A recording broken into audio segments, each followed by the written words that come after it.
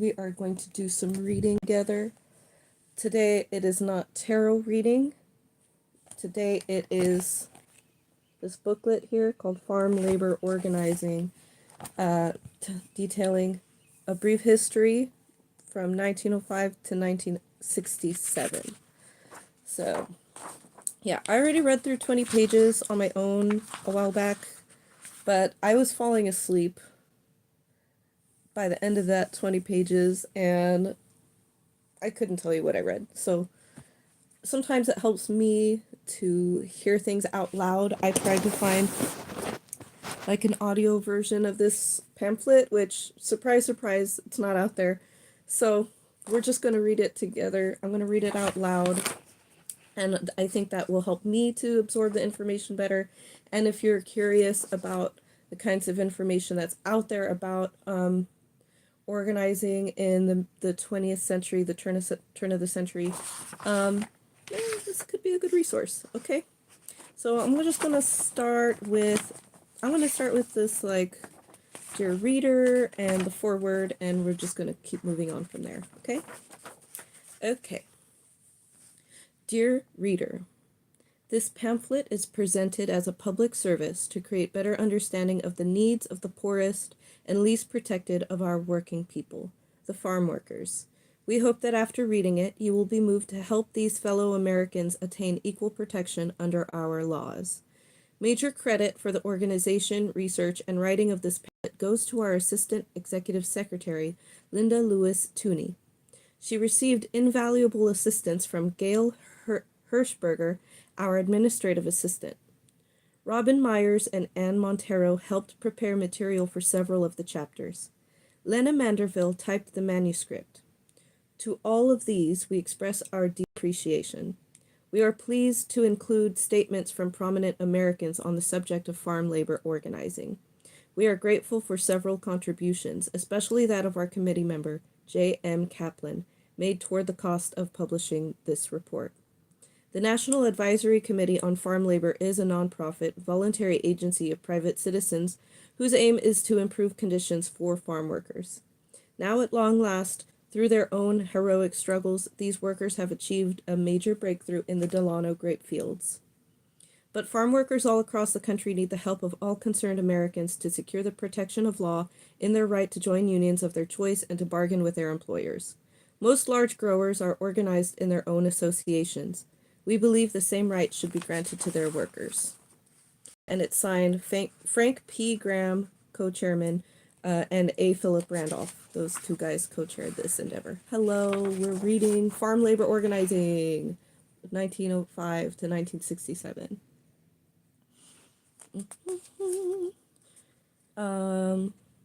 Yeah. We're going to the foreword here. Steve Allen. The United States is the richest nation on earth, presently enjoying the richest moment of its history. But for all our affluence and charitable impulses, the ideal of social justice is far from completely realized in our land. Countless millions live in abject poverty and squalor. The cold-hearted often categorize these poor as worthless people too lazy to work for a living. But in addition to the millions on welfare, less than 1% of whom are actually employable, according to a recent presidential study, there are millions, including most farm workers, who work hard yet cannot even afford the basic necessities. And this is written in 1967. Okay. The frustrations of these working poor should be one of our country's gravest concerns.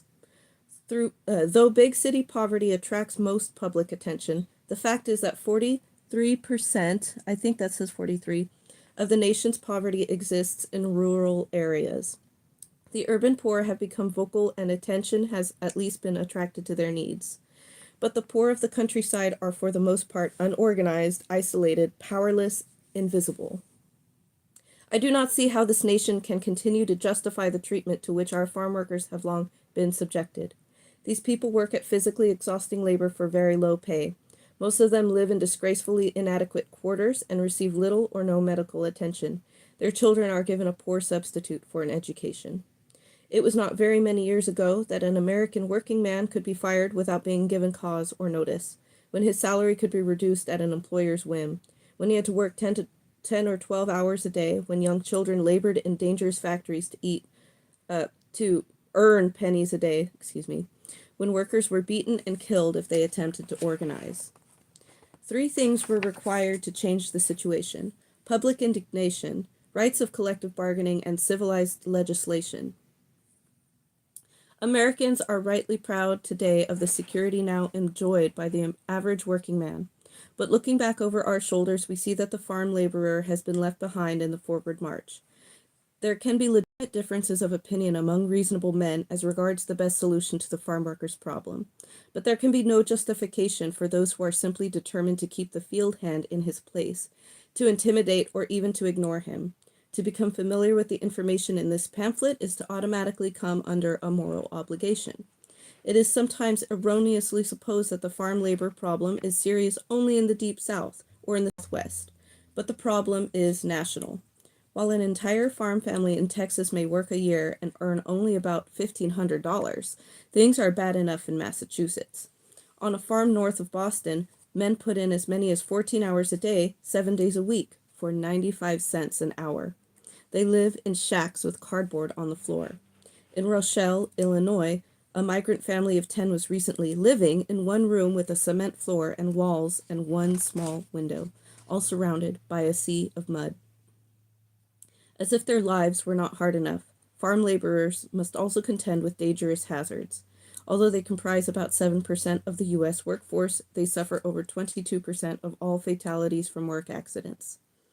It would be unwise to view the farm labor predicament as a controversy pitting workers against growers, and then on the basis of one's social biases, choose to support one side or the other. Both forces must be supported.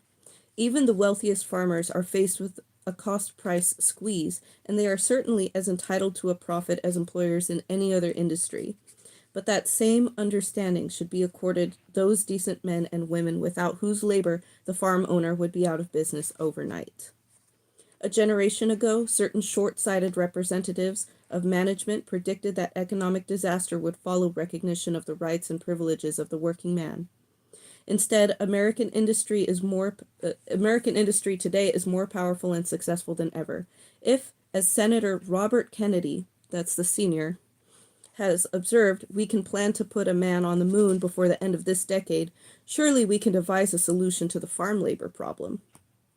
One of the philosophical foundation stones upon which our civilization is proudly based is the belief that a man is more important than an object, that human rights, in other words, are more important than property rights.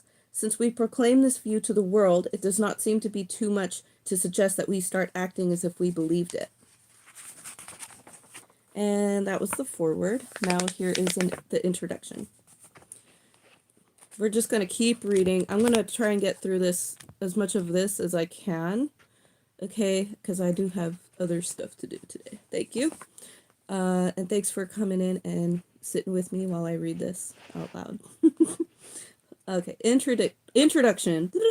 As late as 1910, 1 out of every 3 Americans lived on a family farm. Today, the 11.5 million people living on the nation's farms represent less than 6% of the population. In the last 8 years, 25% of America's small farms have disappeared, but farmland has decreased only 4%. The current agricultural revolution, is transforming the traditional American independent family farm into a faceless financial giant whose relationship to the soil is one of control and exploitation, and whose financial involvements with other industrial giants, often difficult to trace, form a network of fantastic proportions. From time to time, the financial pages of the New York Times yield glimpses of American agriculture, 1960s style. For several months during 1966, Hunt Foods, one of California's biggest farmers, and probably best known for its tomato sauce, turned up in a fight for control of Crucible Steel. It got into the Illinois appellate court when dissident stockholders charged a conspiracy to turn control of Crucible over to a group headed by the Finance Committee chairman of Hunt Foods and Industries, who was also chairman of the Wheeling Steel Board. Hunt Foods was reported to have an important stake in ABC, the McCall Corporation, and the Canada Dry Corporation, as well as in Wheeling and Crucible Steels. Comparing Hunt's 1965, and 1966 earnings during the quarters ending March 31st, the figures were up from $3,538,000 to $4,439,000. A similar kind of fight for control brought publicity early in 1967 to the Holly Sugar Corporation, second largest producer of beet sugar in the United States.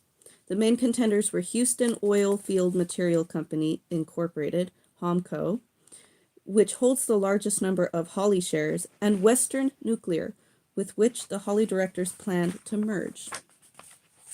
It has also been reported that the Greyhound Corporation, looking for a source that can supply canned goods, frozen goods, and the like to the company's $115 million food service operations, is discussing a tie-up with the giant food company of Libby, McNeil and Libby. The Kern County Land Company of San Francisco, known for its successful evasion of the 160-acre limitation on use of federally financed irrigation water, reported its second quarter earnings as up 13% over 1965. The 6 months' gross revenue was $86,315,000 compared with $76,593,000 the year before.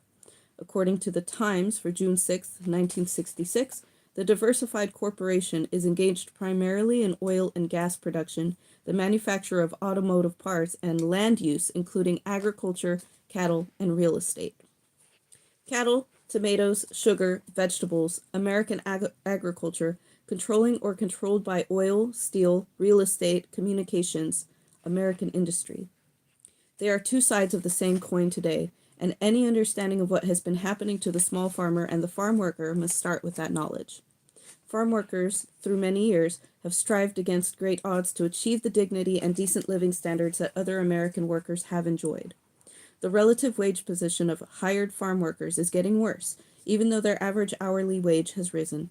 Farm workers have been denied most of the protections of social legislation secured by other workers, on the grounds that agriculture is different.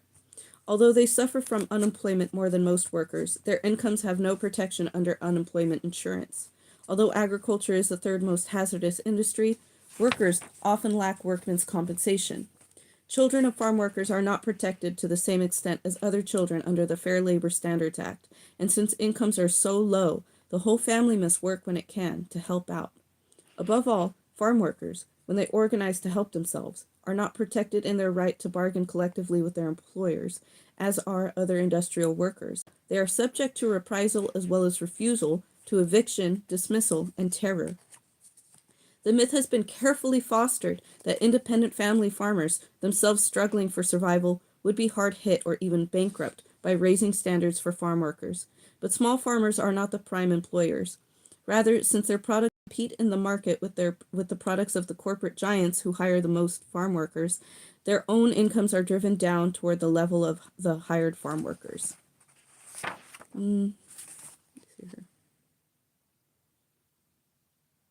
I think we have something here from a senator from New Jersey called Honorable Harrison A. Williams, Jr. When the he's the chairman of the Senate Subcommittee on Migratory Labor at this time.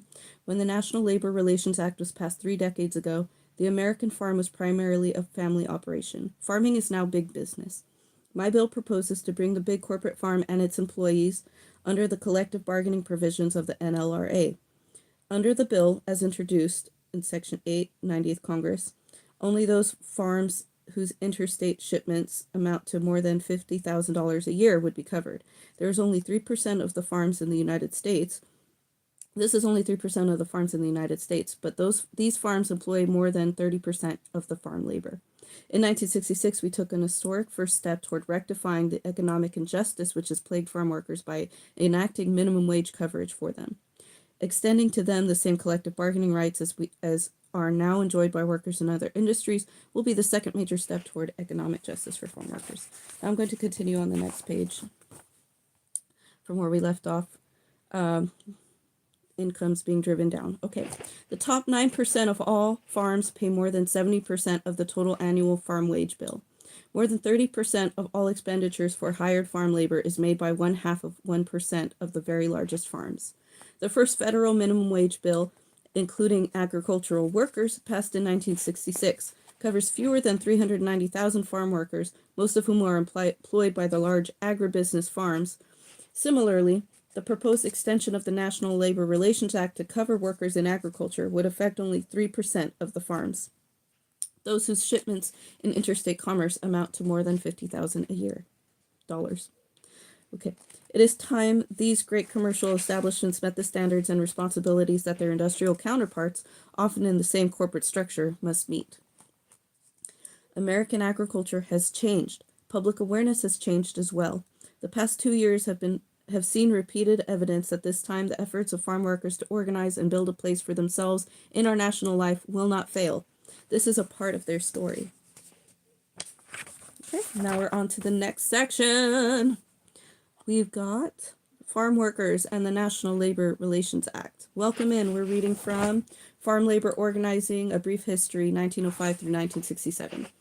Okay, the farm worker does not ask for charity or special privilege. All he seeks is that the national labor policy applied to all other industry be applied to him as well. All that he asks is that the machinery established by Congress to resolve labor management problems and settle any question of representation be made available to him. But it is not available. So farm workers must seek bargaining rights through their own resources, with all the turmoil and disruption that is supposed to be a thing of the past. And that's George Meany, the president of the AFL-CIO, Association of Associated Federation of Laborers, I guess, and I forget what the CIO stands for, honestly, very bad. Okay, and yes, like this pamphlet comes from 1967. In an age when there are labor unions for everyone from firemen to newspaper reporters, why should it be so difficult for farm workers to organize? The problem would be greatly eased if 10 words, shall not include any additional individual employed as an agricultural laborer, were struck from one of the most powerful laws our nation has ever written. This revision would enable farm workers to join the millions of industrial workers who have the protection of the National Labor Relations Act, guaranteeing their right to organize into unions and to bargain collectively. What the National Labor Relations Act does. The National Labor Relations Act states that an employer must sit down with, bargain with, and discuss grievances with elected representatives of his workers so that they can share in the decisions which crucially affect their lives. Administration of the law rests with the National Labor Relations Board, made up of 5 members appointed by the President of the United States. The National Labor Relations Board conducts elections among workers of an employer to determine whether or not the majority wish to have a union represent them in their relationship with the employer. The National Labor Relations Act embodies this essential democratic principle of the right to vote, the significance of which was eloquently put by Winston Churchill. At the bottom of all tributes paid to democracy is the little man walking into the little booth with a little pencil, making a little cross on a little bit of paper. No amount of rhetoric or voluminous discussion can possibly diminish the overwhelming importance of that point. In order to protect workers and their right to organize, the National Labor Relations Board is given the task of investigating charges of unfair labor practices of both employers and unions. Employers are forbidden by law to interfere with workers' organizing efforts, to refuse to bargain in good faith, to discriminate against workers for union activity. They cannot, for example, organize a company union or show favoritism toward one union over another. They cannot fire or refuse to hire workers for reasons of union membership. They cannot refuse to deal with workers as representatives because the workers are out on strike. For their part, labor unions are prohibited from engaging in such activities as coercion, secondary boycotts, refusing to bargain collectively in good faith, and charging excessive union initiation fees. Some specific examples of these unfair labor practices would be picketing in such a way that non-striking workers are physically barred from entering the plant, making threats that workers will lose jobs unless they support the union's activities. The NLRB examines cases brought to it by individual workers, unions, and employers, and decisions are based upon field investigation and public hearings. Typical decisions may outlaw an employer-dominated union, require a union to refund dues improperly collected, require an employer to reinstate all workers laid off or fired as a result of union activity. Why farm labor was excluded from the NLRA. When the original bill was written in 1935, it included farm workers. According to Sam Zagoria in 1967, a member of the National Labor Relations Board, The father of the National Labor Relations Act, Senator Wagner, described his bill as based on the principle that democracy cannot work unless it is honored in the factory as well as the polling booth, and that men cannot be truly free in body and in spirit unless their freedom extends into the places where they earn their daily bread. But the bill was reported out of committee 2 months later, with farm workers specifically excluded. Adequate justification was never given. The Senate report stated administrative reasons, and the House was equally vague. Representative Marcantonio fought against the exclusion in his minority report of the House Committee on Labor. I respectfully submit that there is not a single solitary reason why agricultural workers should not be included under the provisions of this bill. The same reasons urged for the adoption of this bill in behalf of industrial workers are equally applicable in the case of agricultural workers. In fact, more so as their plight calls for immediate and prompt action. But the bill's sponsor in the House, Representative Connery, chairman of the Labor Committee, opposed the inclusion of farm workers at that time. The committee discussed this matter carefully in executive session and decided not to include agricultural workers. We hope that the agricultural workers will be taken care of. I am in favor of giving agricultural workers every protection, but just now I believe in biting off one mouthful at a time. If we can get this bill through and get it working properly, there will be opportunity later, and I hope soon, to take care of the agricultural workers. It has been, at this time, 32 years since Congress took its first bite, and farm labor has been neglected 4 times since when the act has been amended. What exclusion from the NLRA means to farm workers. As things stand now, growers can literally deny the existence of a farm labor union. It is common practice for them to return letters from union leaders unopened. Because a farm employer is not required by law to enter into this relationship, in order to bring him to the bargaining table, farm workers are forced to strike, picket, and boycott. In essence, the struggle has been to try to establish grower recognition of a union representing the workers. Wages, hours, and working and living conditions are usually the issues which touch off a strike, but the real question has been whether the employer will sit down and negotiate with his workers. Can a union even continue to exist if it is not acknowledged by the employer involved? The near 100-year history of farm labor unions attests to the fact that they cannot survive in a dynamic way unless some foothold is secured in the traditional collective bargaining process. Okay, we made it through 10 pages already. Ooh, look at us. Next section. First organizing attempts in California. California's history of farm labor unions began in the late 1880s when Chinese immigrants moved out to the rural areas and provided a cheap and abundant labor supply for the rapidly developing farm systems in the valleys. As a racial minority subject to intimidation from the white community, the Chinese were never in a position to form unions for purposes of collective bargaining. But they did develop what amounted to private employment agencies, which recruited and hired Chinese farm laborers. These protective associations, known as tongs, became the basis for the labor contractor system later utilized by other minority groups. The tongs, as described in 1888, are very rarely heard of, but nevertheless exist and are very powerful. In case of a strike or boycott, they are fierce and determined, making a bitter and prolonged fight.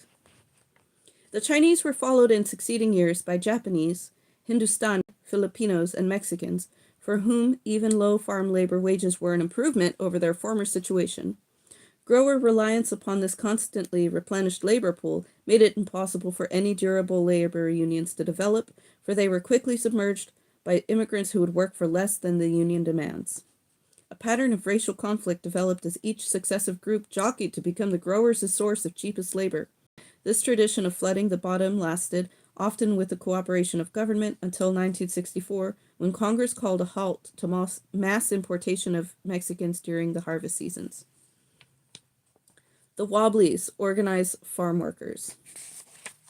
Each group, like the Chinese, tried to organize separately and engage in strikes, but until the appearance in 1905 of the Industrial Workers of the World, known as the Wobblies, no efforts were made to organize workers on a large scale. The Wobblies were formed by a merger of the Western Federation of Miners and the American Labor Union, groups of industrially organized workers who left the early craft-controlled American Federation of Labor. There you go. The IWW was opposed to centralizing power at the top and wanted to organize the skilled and unskilled, urban and rural workers across the country into one big union, with the aim of achieving eventual worker ownership of industries. Woo! Their strength lay in the rough frontier areas where workers had no protection and law was the rule of the strongest.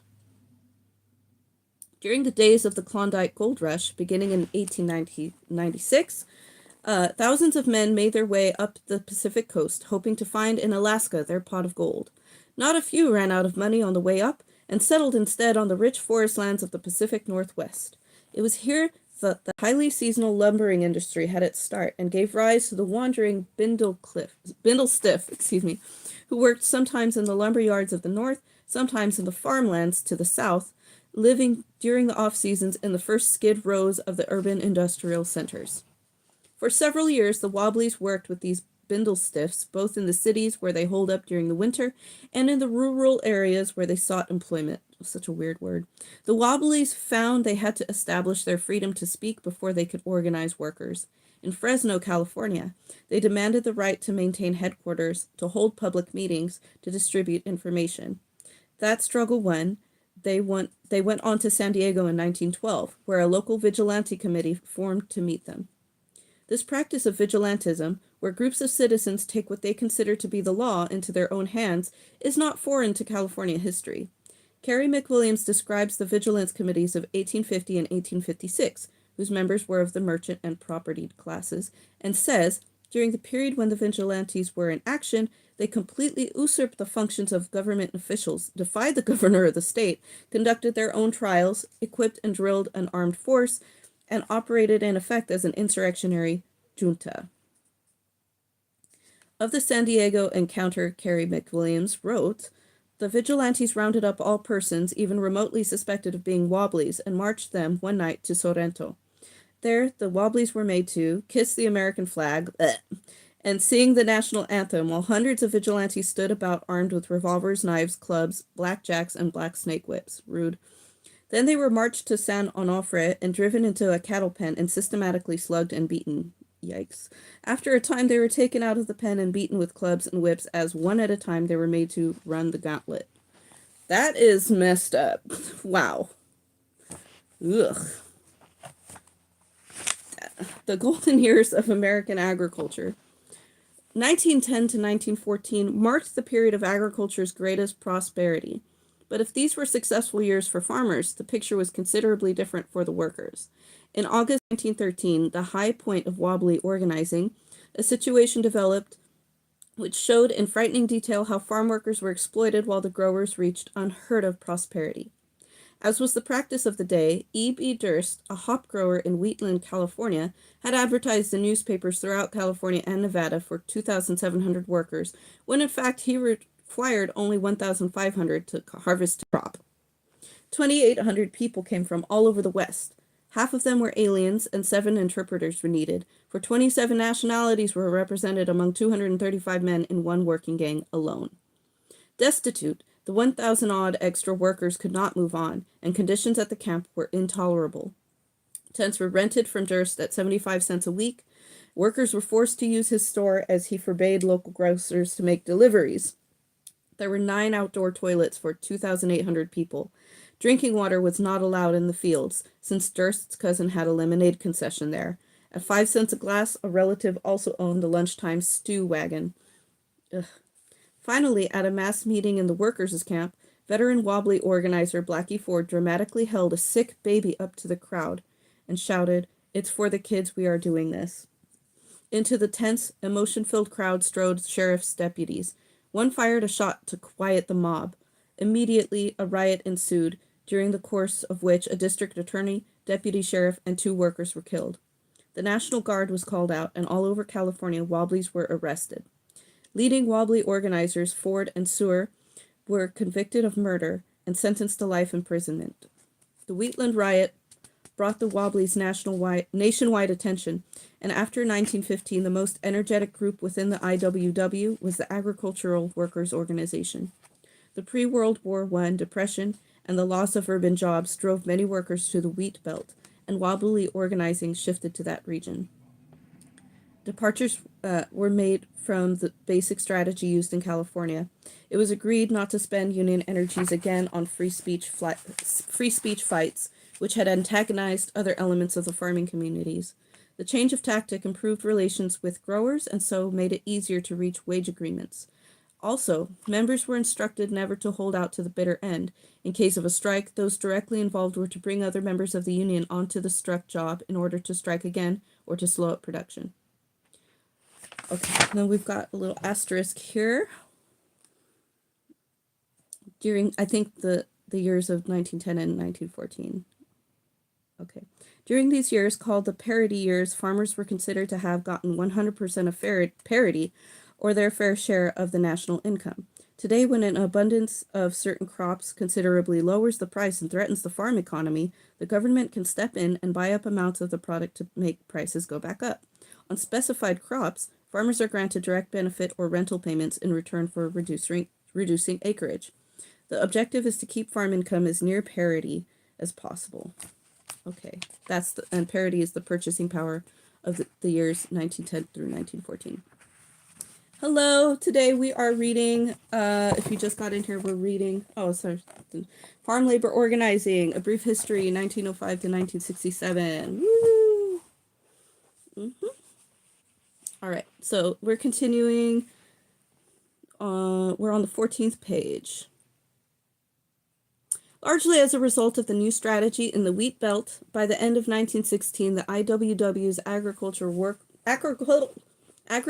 Workers Organization had enrolled nearly 20,000 workers, and its momentum was such that it was reported to have carried the total IWW membership from 5,000 in the spring of 1916 to over 70,000 at its peak in 1917.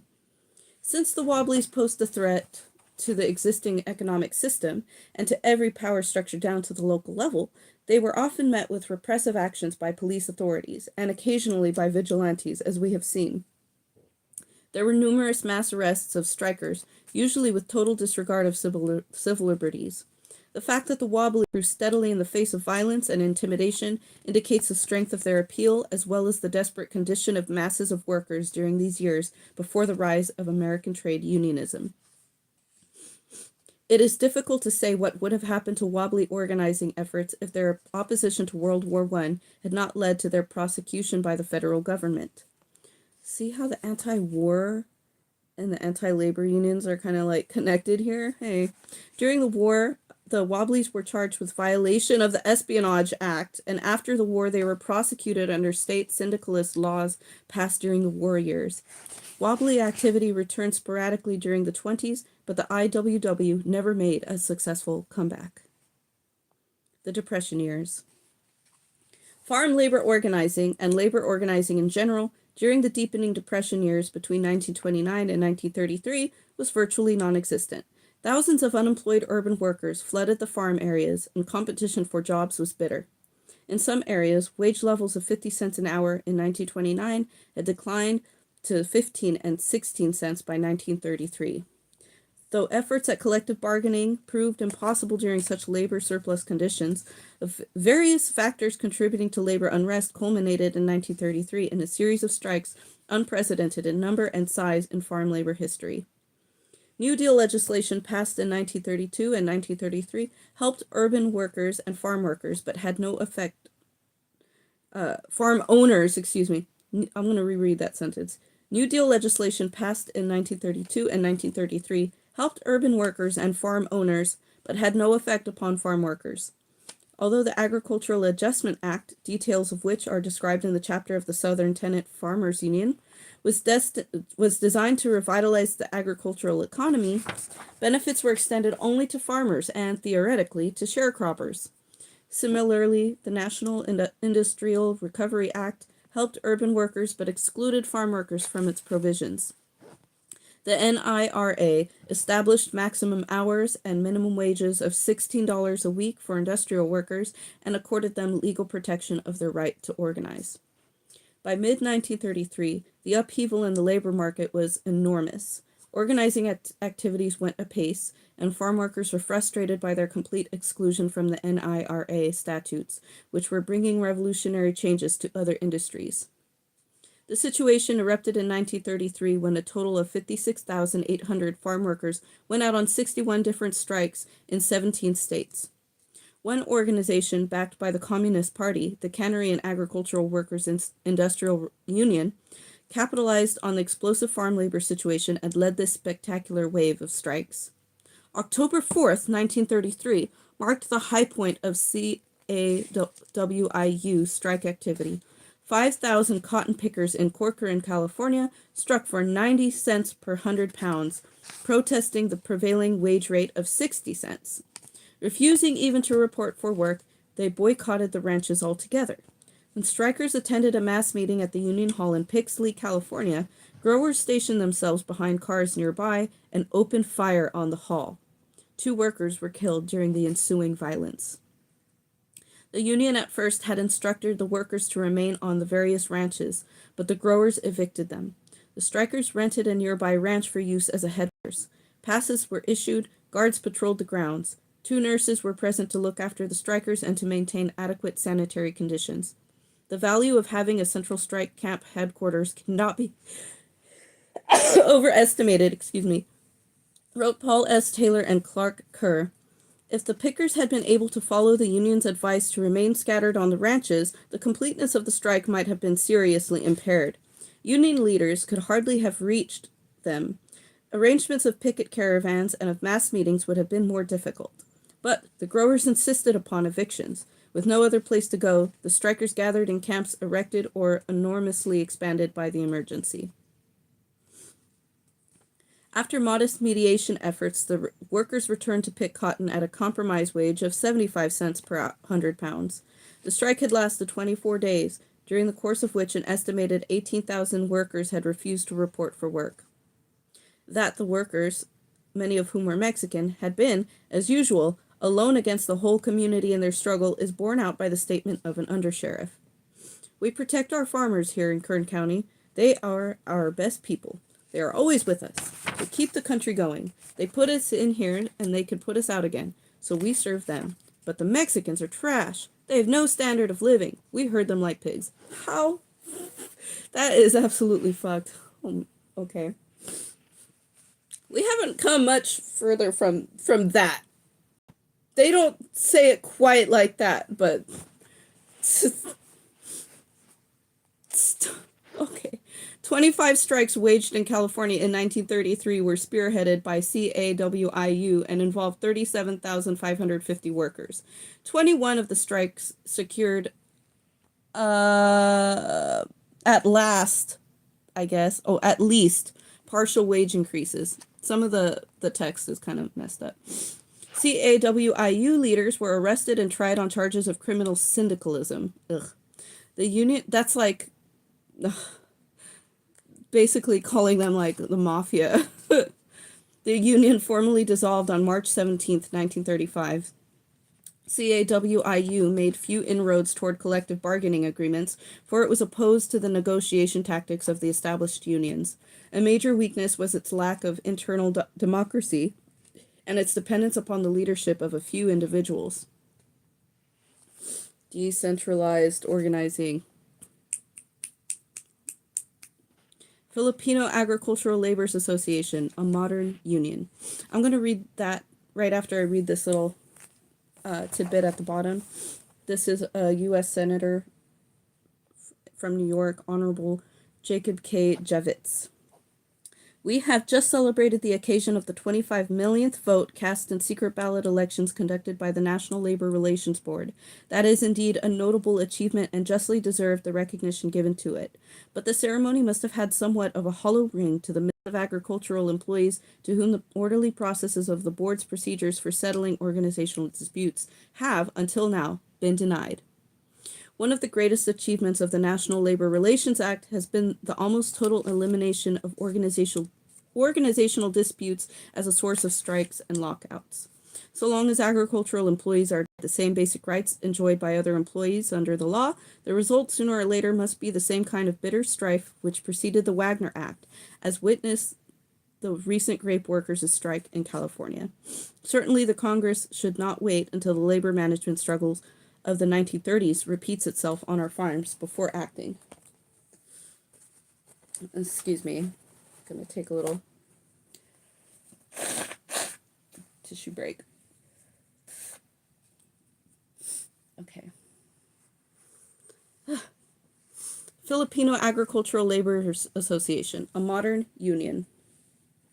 There was one interesting instance of farm labor unionizing in the 1930s, which arose directly from the workers themselves, rather than from an existing organization, such as the Industrial Workers of the World, or CAWIU. Those who are familiar with today's United Farm Workers Organizing Committee in Delano, California, may find similarities in the Filipino Agricultural Laborers Association. In many ways, it is the first thoroughly modern farm labor union, and as such it is worth studying. The Filipino Agricultural Laborers Association originated in 1939 among 6,000 Filipino asparagus pickers who walked off their jobs in Stockton, California in protest against a threatened wage cut. The union, later called the Federated Agricultural Laborers Association, was aided in its early days by the CIO and the AFL, but it did not then affiliate. The membership worked closely with independent Mexican and Japanese unions, refusing to work as strikebreakers during their struggles. Late in 1940, it obtained a charter from the AFL. The union was composed almost entirely of Filipino farm workers around Stockton, Sacramento, and other Central Valley cities. It won several important strikes and gained union recognition, wage increases, improved conditions, and written contracts. According to Harry Schwartz, who made intensive studies of FALA, it saved thousands of dollars for its members by calling the authorities' attention to the practice of some farmers of deducting workmen's compensation payments from their employees' wages in defiance of statute. Schwartz summarized FALA's unusual features. It has helped form the Philippine Mercantile Association, a cooperative enterprise at Stockton which sells groceries and Philippine Islands products. FALA members have been encouraged to buy shares of stock at $5 each. The scope of the Mercantile Association can be judged by the fact that it reported a $40,000 sales total for its first year of business, and also by its recent opening of a branch store. Homogeneity of the membership was an important factor in the union's success. The workers had a common cultural past. They worked under similar conditions and faced the same problems. The union's goals, like those of UFWOC at present, were not limited to wage increases and recognition by growers. Their activities encompassed the farm workers' way of life. U.S. involvement in World War II siphoned farm workers off to the cities, and growers turned increasingly to Mexican laborers for harvest work. The Federated Agricultural Laborers Association could not withstand the competition of a cheap labor supply, and it soon collapsed. The effects of World War II on agricultural labor are described in a later chapter. After the war, farm workers entered a new phase of their struggles.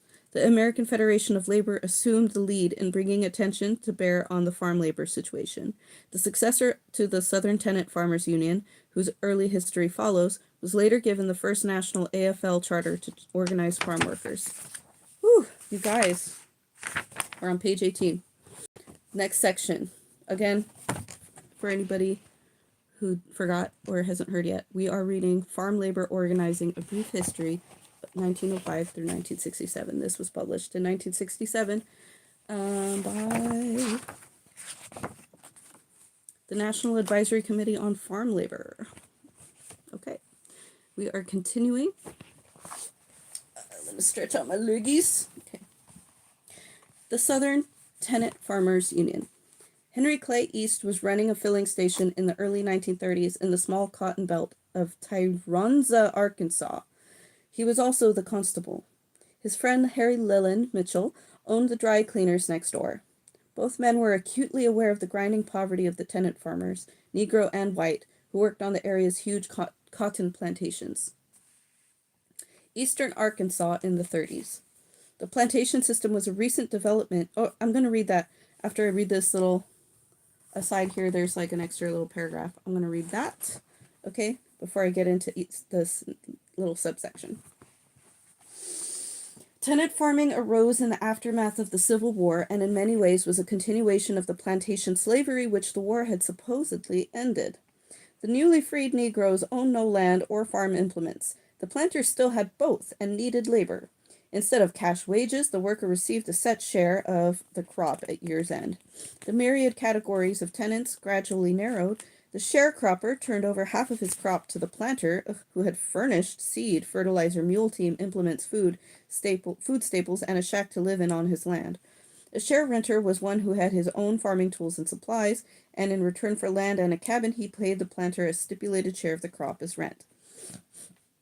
As cotton prices fell toward the end of the 19th century, numerous small farmers lost their land, and thus many whites joined Negroes in competing for the available tenancies. Ugh. Okay, so now we're going to read that subsection, Eastern Arkansas in the 30s. The plantation system was a recent development in eastern Arkansas, for the land could not be cultivated until flood control levees were built in the early 1900s. Few of the system's paternalistic traditions existed here, since the plantations were larger and more commercialized than in the older cotton areas, and many planters were absentee owners. Supervision was left to the riding boss, a khaki-clad, gun-belted, booted figure of authority, who in many ways took over the old role of the slave overseer. For their part, the sharecroppers had often migrated to the area from other states during the 20s, and the whites, at least, hadn't had to learn the outward submission and passivity necessitated in the Old South by generations of slavery. Thus, conditions of unrest in this area lay closer to the surface than in any other part of the South. When the Depression hit, not only did cotton prices plunge, but rural people who had gone to the cities were forced back to the cotton country, where opportunities were fewer than ever. The sawmills of eastern Arkansas shut down, greatly increasing the numbers of unemployed, and skeptical reporters returned from the area horror-struck by the poverty, disease, and desperation of the people. A single story was typical of thousands. One woman, her name was Ollie Strong, she died begging for a cup of coffee. Oh. She was the mother of 11 children.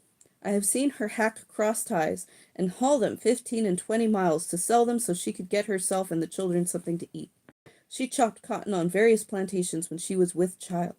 She went to picking when she was swelled so large she couldn't stoop over. She would have to crawl on her knees so as to be able to pick. When she died, there wasn't anything to eat at all in the one-room pole cabin. The last thing she called for was a cup of coffee, but there wasn't any. That is so sad. And with that, I'm going to drink some water.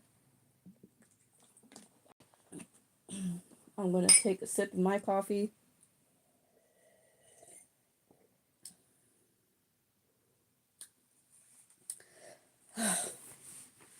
If a tenant was shiftless, troublesome, or simply was no longer wanted by the landlord for any reason, he was unceremoniously evicted by the riding boss, knew his place would be filled immediately. Let me reread that. I kind of took the wrong cadence. If a tenant was shiftless, troublesome, or simply was no longer wanted by the landlord for any reason, he was unceremoniously evicted. The riding boss knew his place would be filled immediately. One landlord, to enforce eviction, tried in midwinter to pull the doors and shutters off a cabin in which the cropper's wife and children huddled in thin cotton clothes. The cropper tried to resist. The landlord shot him. In the summer of 1933, the situation worsened. There was a huge U.S. cotton surplus and another bumper crop was expected. The Agricultural Adjustment Act, passed in the same year, required that some cotton land be plowed under to create scarcity and raise prices. In eastern Arkansas, the poverty became more acute than in other cotton-producing areas, for the growing mechanization of agriculture, combined with the effects of the new AAA program, left proportionally more sharecroppers without homes or work. Few tenants could understand the sense of plow under. Clay East told of his reaction when a government official asked him what he thought of the program. That was it. I really blew up. I asked him if I looked like a plumb damn idiot. I told him that all of my life I'd been taught not to destroy anything that might be useful to someone or something else. I was taught to never throw an apple core or bread crust in the fire, and now he was asking me if I approved of people in rags with no sheets in the house plowing under cotton. Historian Donald Grubbs adds, as they had been trained to do, mules avoided stepping on the cotton they were made to plow up. Mules have more sense than men, said the tenants. I don't know why I did the voice. Under AAA, the AAA, not the insurance, I think. Okay, the government compensated for the financial loss by sending benefit payments to the planters who signed yearly cotton acreage reduction contracts. Benefits were to be shared by... Let the kids be cold. don't pay the workers, destroy the cotton. There's too much cotton. What are we going to do with all this extra cotton if nobody's paying for it and these kids are cold? Just destroy it. Oh my God. I'm sorry. I had to stop there. Okay.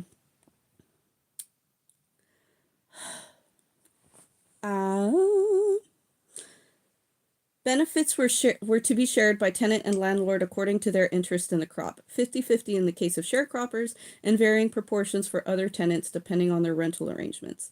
But since the landlord signed the contract and the money was sent to him to distribute, few tenants ever received their share.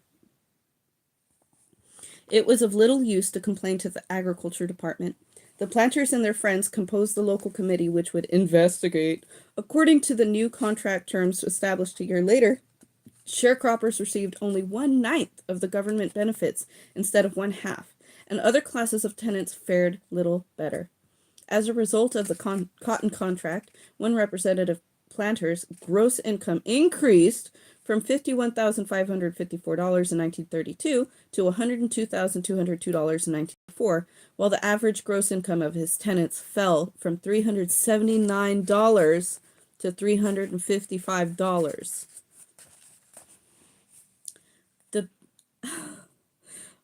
Oh, this is the Southern Tenant Farmers Union. Okay, the beginnings of STFU.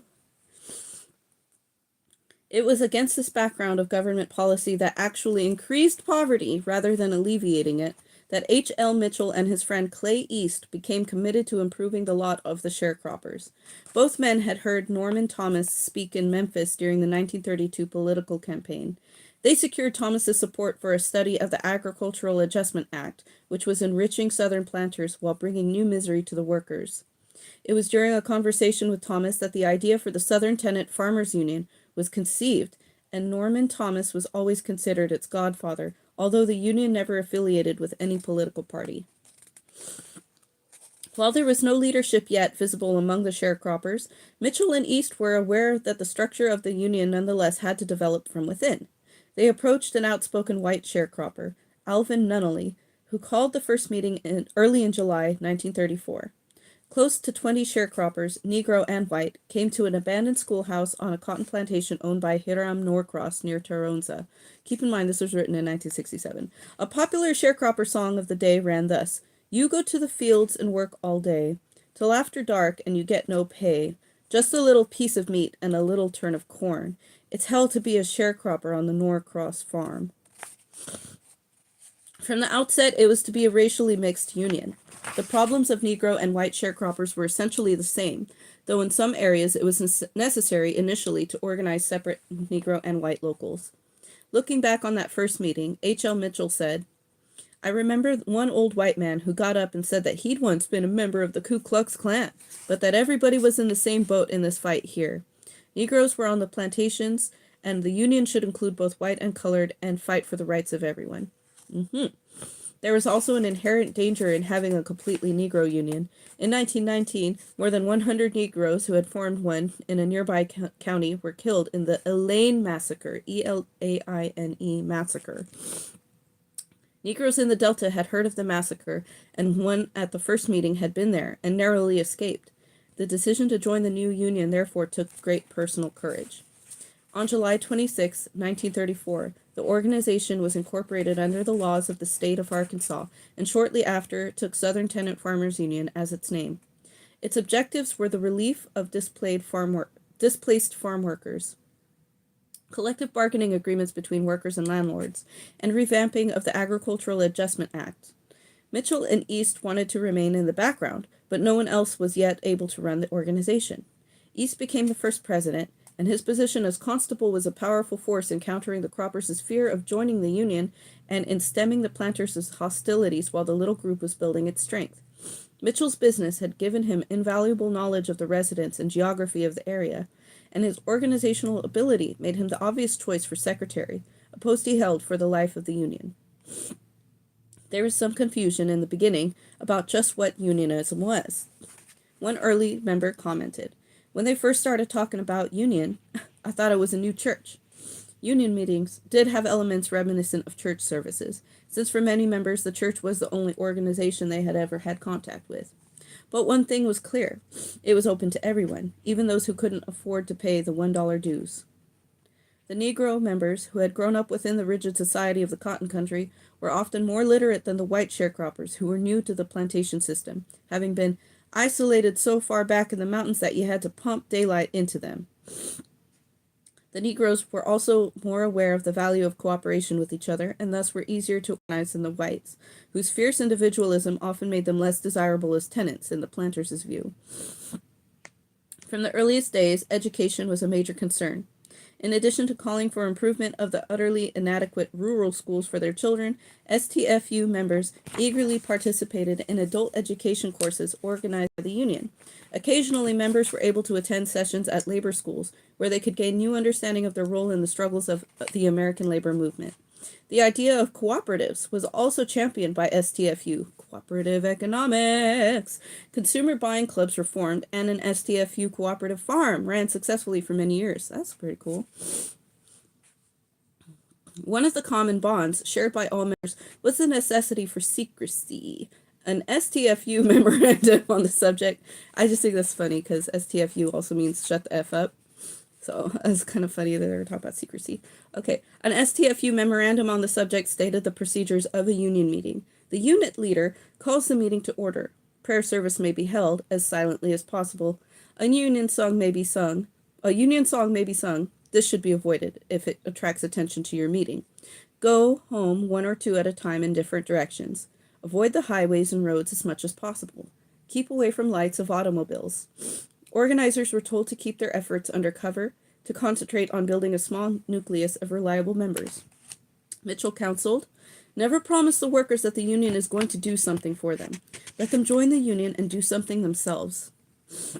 By the end of 1934, a situation developed which threw the Southern Tenant Farmers Union into the public spotlight for the first time. Okay, before I continue, I'm going to read this other part here. This is H.L. Mitchell, co-founder of the STFU, international representative of the Amalgamated Meat Cutters and Butcher Workmen, AFL-CIO. Okay. In the beginning, when the Southern Tenant Farmers Union was first organized, we never received any actual support from organized labor. The local labor people in Memphis said that no one could organize a union among people as poor as the sharecroppers. It depends on what one's approach to the labor movement is. If organized labor is just a business operation, then the attitude of the trade union leaders toward agricultural workers is correct, because it will take a lot of money to organize and establish a strong union, and the returns on the investment made will be slow in coming. If the leadership of organized labor really wanted to organize the unorganized, it could be done. It would also help if we could bring agricultural workers to under the National Labor Relations Act. All it would take to organize the farm workers on the nation's larger farm or enterprises would be determination by organized labor to get the job done. Organized labor has the money. Manpower is available. So he's basically saying, no excuses. Okay. By the end of 1934, a situation developed which threw the Southern Tenant Farmers Union into the public spotlight for the first time. Many sharecroppers and tenants received notice from their landlords to move elsewhere. The decrease in cotton acreage had proportionately decreased the need for workers. Moreover, the landlords wanted to become the sole beneficiaries of the government's largesse, and the cotton contract terms actually encouraged planters to shift from keeping tenants to hiring wage labor. The benefits did not have to be shared with hired workers. Oof. The planters were able to profit immensely by the tenants' powerlessness and their ignorance of the complicated provisions of the cotton contract. Tenants demanding their rights were evicted and could easily be replaced, if needed, with workers who thronged the roads. Homeless and desperate to feed their families, they would sign over their benefit rights in order to find a place. The displacement resulting from outright evictions was compounded by an old tenant custom. As the year-end approached, many would seek a better farming arrangement on another plantation. But unaware of the extent of the upheaval around them, thousands took to the roads only to find no places to be had, and their old ones taken when they tried to return. Said one bewildered cropper, "There was plenty of work, and what I don't understand is why it ain't that way now, because the land is still here." The issue came to a head in January 1935, when it was learned that only Southern Tenant Farmers Union members were being evicted from the huge Norcross plantation. STFU leaders decided to file for a court decision on the question of whether tenants were protected by Section 7 of the cotton contract, which was clearly intended to prevent their displacement as a result of the cotton reduction program. Although the suit was eventually lost, the issue had been brought into public debate. Eviction of sharecroppers on grounds of union membership scared the AAA. Even its supporters saw that it would lay the program open to strong criticism. The AAA thereupon decided to send an impartial observer to investigate sharecropper conditions. Mary Connor Myers, a brilliant Boston lawyer, was dispatched to Arkansas, where she interviewed hundreds of sharecroppers on dozens of plantations. She soon sent a telegram to the AAA. Have heard one long story, human greed, Section 7 only, one of sections of contract being openly and generally violated. Croppers, all pathetically pleased government has sent someone to listen to them. Yikes. A newspaper editorialized, if she finds the fire, Secretary Wallace will put it out. Full disclosures were expected. The sharecroppers were confident. As the weeks went by with no word on the report, an avalanche of letters descended upon AAA and the Department of Agriculture, the first time any effort related to the STFU ever called forth a nationwide response. But the report was never made public and never acted upon. Ooh. In March of 1935 began a reign of terror as STFU stepped up its organizing activities. Meetings were banned and broken up. Members were falsely accused, arrested, and jailed, convicted on trumped-up charges, and thrown into prison. Relief was shut off. Union members were evicted from the land by the hundreds. Homes were riddled with bullets from machine guns. Churches were burned, and schoolhouses were stuffed with hay and the floors removed. Highways were patrolled night and day by armed vigilantes looking for the leaders. Organizers were beaten, mobbed, and murdered, and the entire country was terrorized. Horrific stuff, man. Planters, with the aid of postal employees, conducted mail opening campaigns to discover which tenants were union members. Look at all of this violence because people recognize that they have rights and that those rights should be protected and stood up for, and they stand up for them. Planters, with the aid of postal employees, conducted mail opening campaigns to discover which tenants were union members. Many of STFU's leaders and members had to flee for their lives across the river to Memphis. When the terrorism died down a few months later, however, the union's organizational structure was still intact, and it had gained vital outside support through the nationwide publicity resulting from the brutality and lawlessness.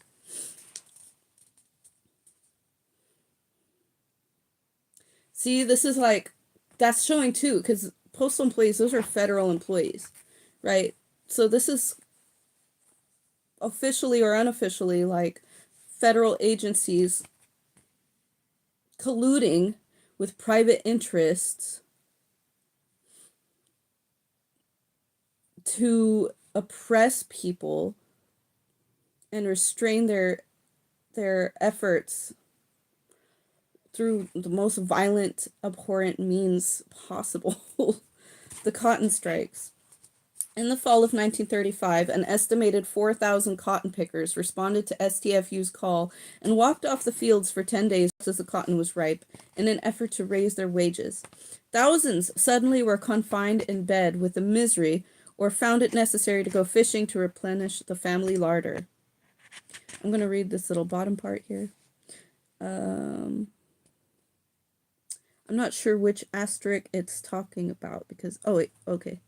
Actually, I haven't gotten there yet. Okay, planters survived their mail opening campaign too, and relief authorities near the strike area severed payments to some 4,500 recipients, thus forcing them into the cotton fields. A variation of this traditional tactic is still effective. A headline in the March 3rd, 1962 Arkansas Gazette read, "County judge slashes surplus food list to provide local labor for cotton harvest," and the practice has been widely used in the 1960s in the neighboring Delta counties, Mississippi.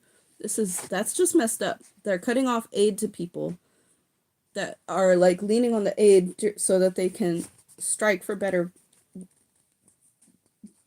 compensation and treatment in their work. And again, the federal governments, federal, state, and county organizations are colluding with private interests to exploit workers. H.L. Mitchell described the strategy behind STFU's first strike. Our system, used for the first time, was to have handbills printed, and the delegates would take back several hundred copies of this handbill, and then on a specified night, these handbills were distributed all over the plantations at the same time. The handbills were put on fence posts and telephone poles, barn doors, everywhere, saying that a strike was on and to stay out of the fields. It was the most effective demonstration that could be imagined. In 3 counties, where we had just a few members, practically all work stopped. The result of the strike was that the planters raised wages to 75 cents per 100 pounds, and in some places to $1. There weren't any negotiations. There never have been. The success of the strike strengthened the Union, H.L. Mitchell wrote on September 31st, 1935. Over 30 new locals have been organized within the past 45 days, and many more will be during this month. 2 were reported today. Early in 1936, evictions of STFU members rapidly increased, and a new wave of violence began. A dynamite stick was thrown into a tent colony which had been set up for some of the evictees. A witness to a brutal breaking up of a union meeting was murdered. As usual, local law officers joined and even led planters and riding bosses in the terrorism, and a second Elaine massacre was feared. In spite of both state and federal indifference, however, the violence finally subsided. It's not indifference. That's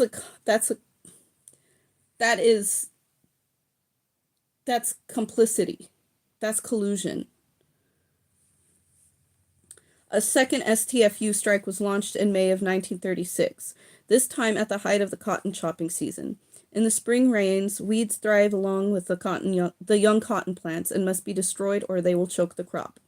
With increased membership, the strike strategy expanded somewhat. Said Mitchell, white farmers who owned their tiny farms, but who, during the cotton chopping and picking seasons, went to the plantations to work for wages, took the lead in the strike.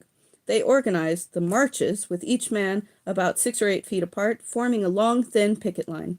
They began with possibly 100 men to start the day's march of 25 or 30 miles through the plantations.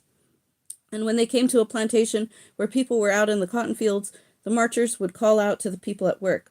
There was no violence, just people lined up, walking down the road, singing and calling on others to join them. The governor sent in 25 National Guardsmen, who set up machine guns at key crossroads. Machine guns?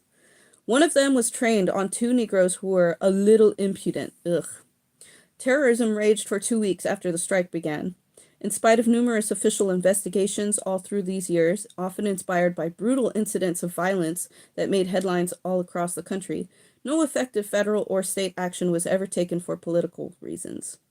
The strike ended in failure, partly because the planters were forewarned of the elaborate plans that had been laid 2 months in advance, but the real reasons lay deep within the rigid structure of the plantation system. The sharecroppers were pit against large landowners who controlled nearly every aspect of their lives. Under conditions little different from today, not only did the sharecroppers live in the planters' shacks, they were often in arrears at his store, the company store. His influence over local law enforcement was considerable. It was not unusual to find longtime resident sharecroppers working off sentences of vagrancy on privately owned prison farms. Vagrancy laws, that's basically when you're criminalizing poverty and impoverishment. Okay, and then you end up in jail and you have to work off a debt. Oh my God. The landowners also had close relationships with each other as a result of marriage and family ties, long-standing friendships, and similar economic interests. A few planters, initially unopposed to the Union, were soon persuaded to the position of the majority. It was nearly impossible for striking sharecroppers to find a crack in this solid front of the opposition. Ugh, we've been reading for like an hour. That's pretty cool. But while the STFU failed to halt the disastrous effects of the AAA, it nevertheless had a far-reaching impact. Wisconsin Senator Robert Lafayette, Jr. attended a fundraising dinner for STFU in 1935.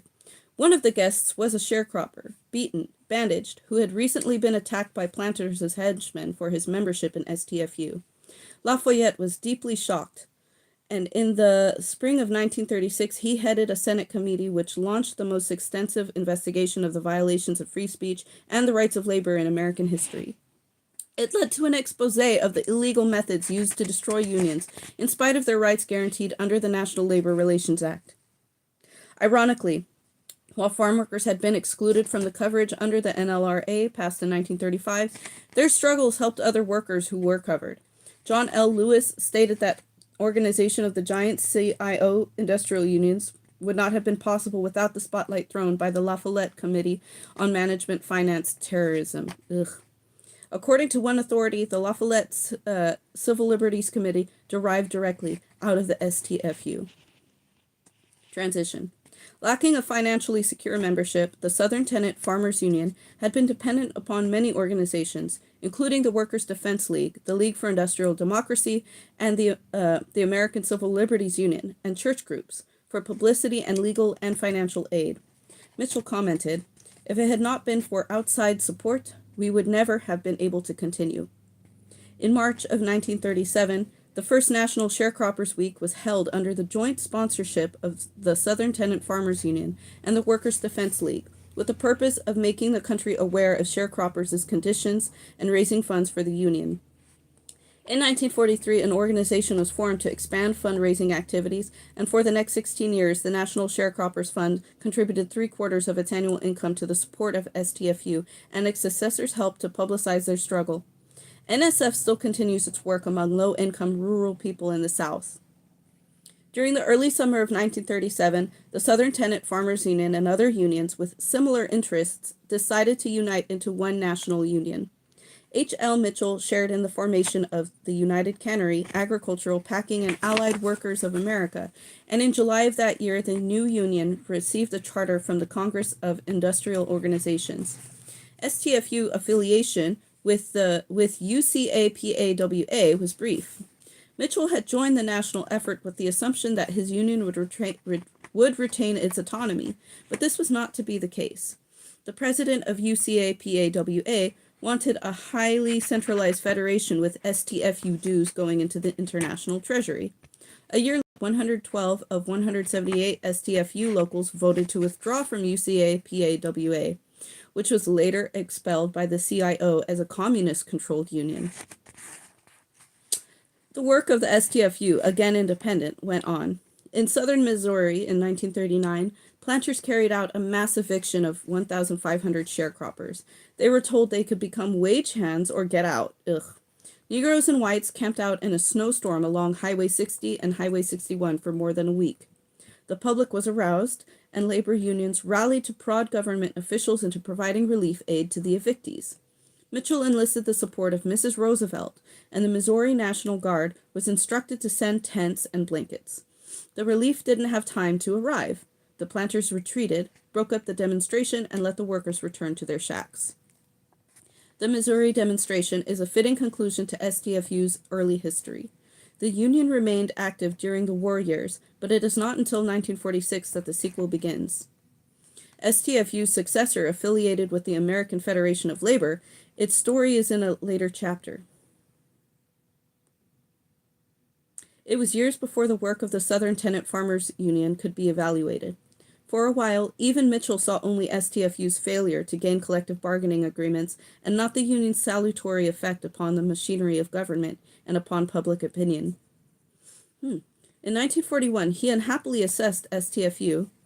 Though a few hundred members regularly pay dues, the Southern Tenant Farmers Union does not constitute a trade union.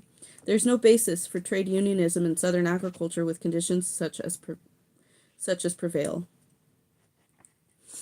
Only later, when development within the government finally demonstrated official concern for the sharecroppers, could Mitchell make a more accurate appraisal of the union's achievements. The foundation of the President's Farm Tenancy Commission was, let us say, due in part to the organization of the Union of Sharecroppers.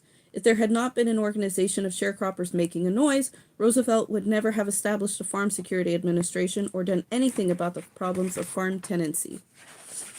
Ooh. Wow. Well, I already read past where I left off last time. So I'm feeling really accomplished, but I know if I stop here before this next section, I'm not going to finish reading it. I'm good. That's just how I be sometimes. Sometimes I have to just go fully through the process, otherwise it's not going to get done. So to anybody who may have forgotten where we're at, we are on page 28 of Farm Labor Organizing, A Brief History, 1905 through 1967 by the National Advisory Committee on Farm Labor. Okay. This was published in July of 1967.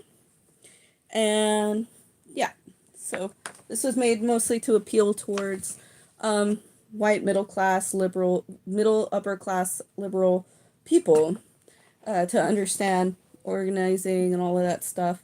And so it kind of has some tones here and there, but it has also a lot of factual information about the history of labor organizing, particularly in agriculture. Okay. And this is assigned reading for me personally. I got through 20 pages in the evening one night a couple months ago and I fell asleep.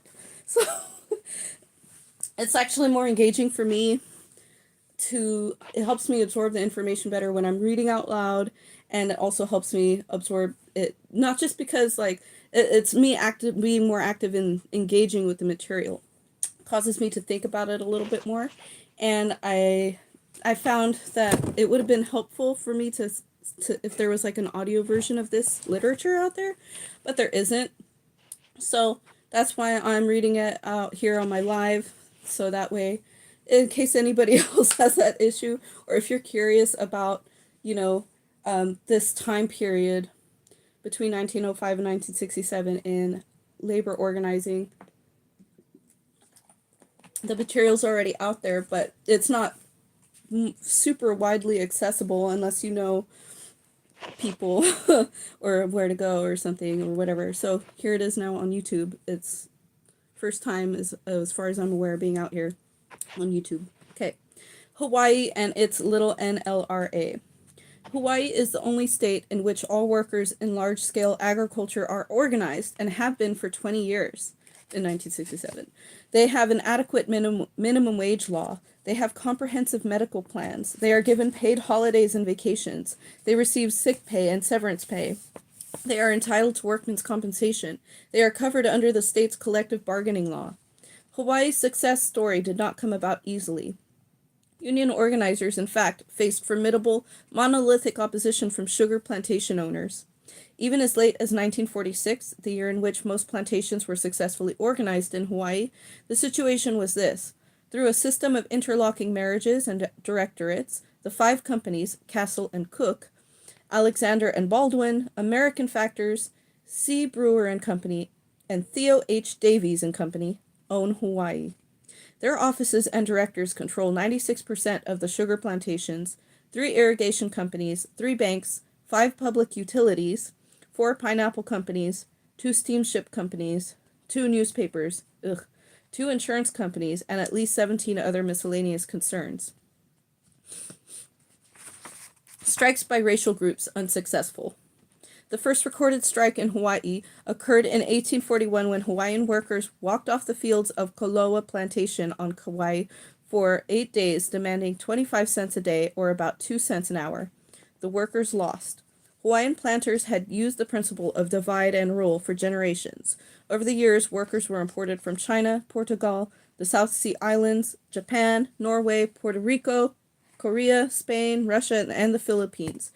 Each group was intentionally brought in to prevent any other from feeling secure enough to strike, or to demand collective bargaining rights. This statement appeared in the official Planters' publication, The Planters Monthly, in 1883. By employing different nationalities, there is less danger of collusion among laborers, and the employer, on the whole, obtains better discipline. Ugh. It took years for the workers to understand the importance of interracial unity. The prehistory of successful unionism here is replete with tragic tales of labor organizations, wage movements, strikes, and hopes shattered on the twin rocks of racial exclusiveness, not racial exclusiveness, no Rachels, okay, and racial strike breaking. We have to unite the Rachels, okay. A strike of Japanese workers on Oahu in 1909 failed, not for lack of organizational structure, but because it was run along racial lines. The reaction of the Planters' Association was to hire strikebreakers of other nationalities and pay them 117% more than the strikers had received. Rude. Although a higher wages association was formed in response to news articles about racial discrimination, the strike failed after 13 weeks. Both the Japanese and the Filipinos, although they had separate labor organizations, nevertheless suffered the same abuses, looked for the same remedies, not recipes. The Japanese went on strike again in 1920. Evicted from plantation property, they camped in Honolulu parks, where hundreds died of epidemic influenza. Yikes. In 1924, when 1,600 Filipinos struck for 8 months, involving 23 of the 45 plantations. During the course of the strike, 16 strikers and 4 policemen were killed. With a brutality rare in Hawaii, the National Guard produced machine guns and tear gas. 60 strike leaders were jailed for 4 years. Thus deprived of its leadership, the strike effort failed. The last strike attempt along racial lines was by Filipinos on Maui in 1937. The strike was launched by the Filipino labor organization called the Vibora Luviminda. Efforts were successful in stopping the harvesting, but the Filipinos could not convince other groups to strike in other areas of the crop's production. It became clear that the success of the strike, though limited, was attributable to financial support from the Japanese and the CIO unions. The Vibora Luviminda died an anachronism. Henceforth, serious organizing efforts would not be limited to racial unions. Sometimes, when demands were specific and did not dangerously affect the whole system, the workers won minor victories. In May of 1904, 1,600 men walked off a plantation at Waipahu in a 10-point protest against their overseer. He was fired, and the men went back to work. Within the confining limits of paternalism, the planters had some sense of responsibility for their workers. The plantation system was completely dependent upon institutionalized inequality, but brutality was rare on the personal level. That the planters were benevolent is undeniable. Their record is the more remarkable if the policies of large agricultural employers in California at the time are taken as a standard of comparison. But the price exacted for even such comparative benevolence was an unswerving loyalty on the part of the workers to the plantation system. Labor organization was an anomaly. To join a labor union constituted a breach of faith, an act of treason of the highest order, sapping the foundations of a whole social order. Yet conditions remained so deplorable that efforts to organize recurred. The plantations consistently rejected worker ownership of homes, a more modern means of improving and stabilizing the workforce. On the contrary, the old perquisite system, analogous to furnish in the southern states, was expanded because it allowed the planter nearly complete control over his workers. The system worked smoothly, with few disruptions, for a generation or so. Because agricultural work went on without respite throughout the year, many more children went to school than was common among children of farm workers. Often migrants on the mainland. One man recalled his student days in Hawaii. The public school system, perhaps without realizing it, created unrest and disorganization. Here the children learn about democracy, or at least the theory of it. We also learned a bit of self-respect. We didn't have to kiss any man's feet. Education by the 30s had done much to break down the racial barriers of language and culture. A more stable labor supply had evolved by this time, too. Native Hawaiian workers, second and third generation descendants of immigrants, had increased from 12% to 45% of the total. Hawaii's waterfront is organized. The general strike in San Francisco in 1934 was to signal the turning point in Hawaii's organizing history. Most of Hawaii's exports landed in San Francisco, where the International Longshoremen's and Warehousemen's Union was successfully organizing the dock workers who loaded and unloaded shipments. I know those guys. While San Francisco dock workers were struggling to obtain contracts, dock workers in Hawaii risked nothing, and registered few demands. The upshot was that lack of unionization at one end of its operations posed a threat to the survival of unions at the other end. End quote. Attempts were therefore made to organize Hawaii's waterfront. In order to counter the ILWU efforts, one of the leading companies, Castle and Cook, began to improve working conditions. They, in effect, tried to satisfy union demands before they reached the bargaining table in order to make unionism seem unnecessary, an illegal tactic under the National Labor Relations Act. To this end, they opened a recreation hall, increased wages, and provided assistance for employees who were sick or disabled. In 1937, the National Labor Relations Board found Castle and Cook guilty of violating the rights of workers. Finally, after 10 months of striking, Honolulu longshoremen won contracts in May 1941. Great. World War II. But World War II would put an end to organizing for a while. although the effects of the war economy were to be contributing factors in the subsequent union organizing in Hawaii. The islands underwent a period of martial law that lasted from Pearl Harbor to mid 1944. Hawaii was divided into a military sector, where wages were high, and a civilian sector, including the plantations and their workers, where wages were frozen at the pre-war level. Although the cane and pineapple workers could not benefit from the prosperity, they nevertheless were exposed to the possibility of a social mobility heretofore unknown in Hawaii. New roads freed workers from their isolated plantation outposts. The free spending of the troops increased the workers' dissatisfaction with their lot. One unhappy result of the war was the distrust shown to the older Japanese workers, whose ties to Japan were felt to be still very strong.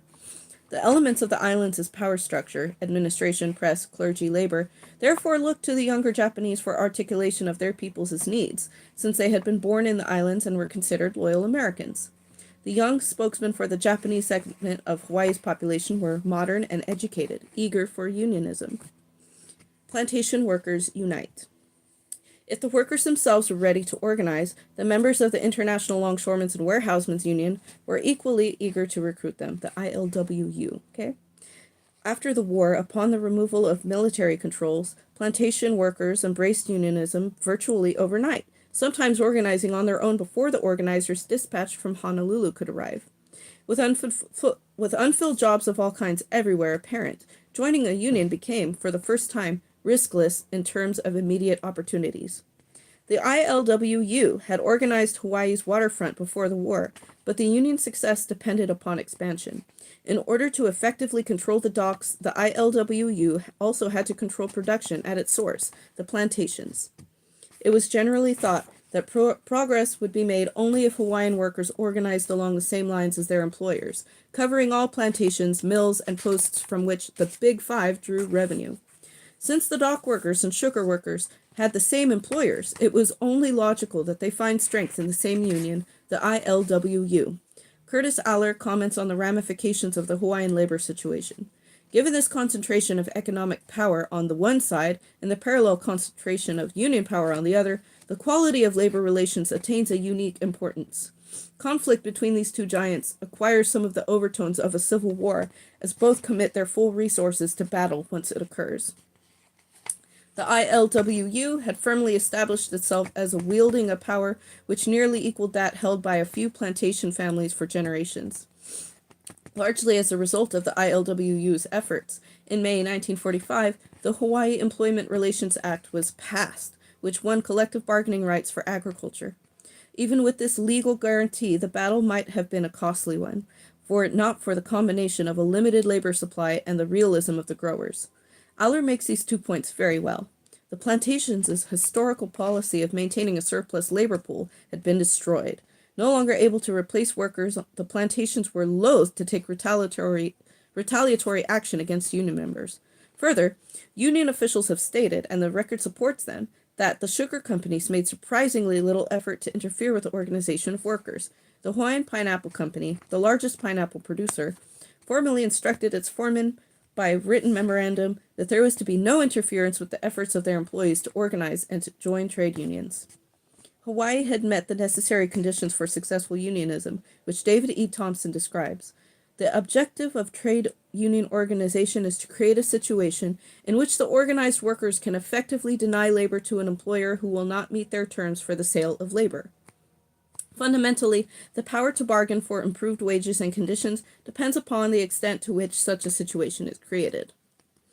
By the end of 1946, Hawaiian industry was almost wholly unionized. Sugar and pineapple plantations, docks, and utilities were organized.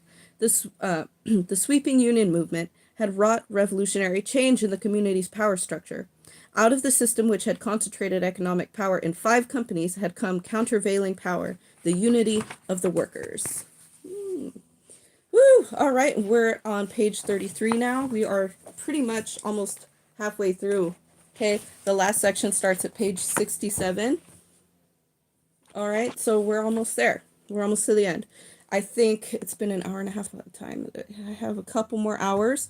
I have until like 1-ish to keep going. I'm going to keep trying to make it through. Just a quick reminder, and if anybody drops in, we are reading Farm Labor Organizing, A Brief History, 1905 through 1967, published in July of 1967. I'm going to take some water here.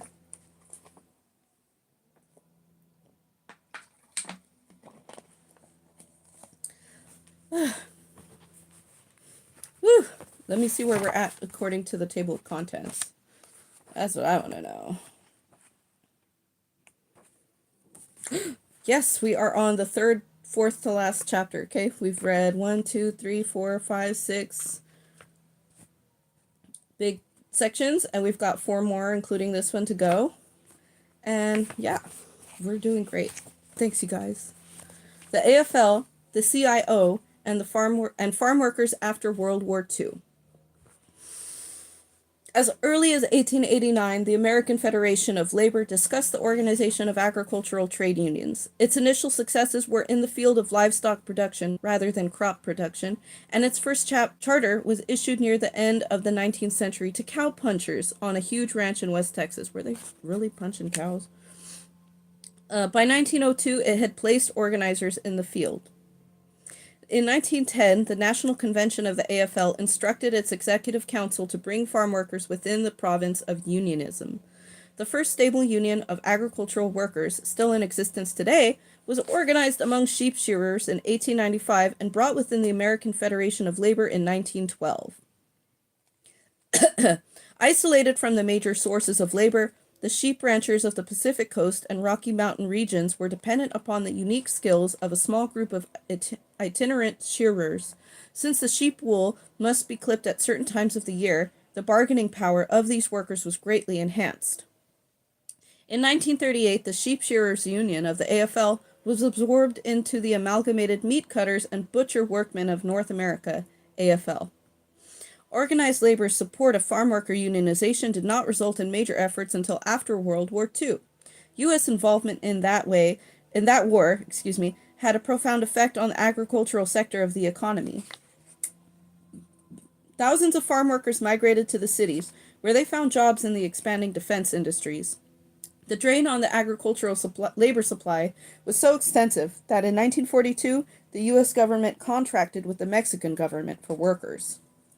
Importation of Mexican workers. The story of the disastrous effects of the massive importation of Mexican workers is a long and depressing one and can only be briefly outlined here. At first, the government itself was the prime contractor and sublet its contracts to farm employers. But in 1948, the system changed to that of individual contracts between workers and employers negotiated by the two governments. In 1951, under the pressure of Korean War labor shortages, Congress enacted Public Law 78, which governed the importance of Mexican workers.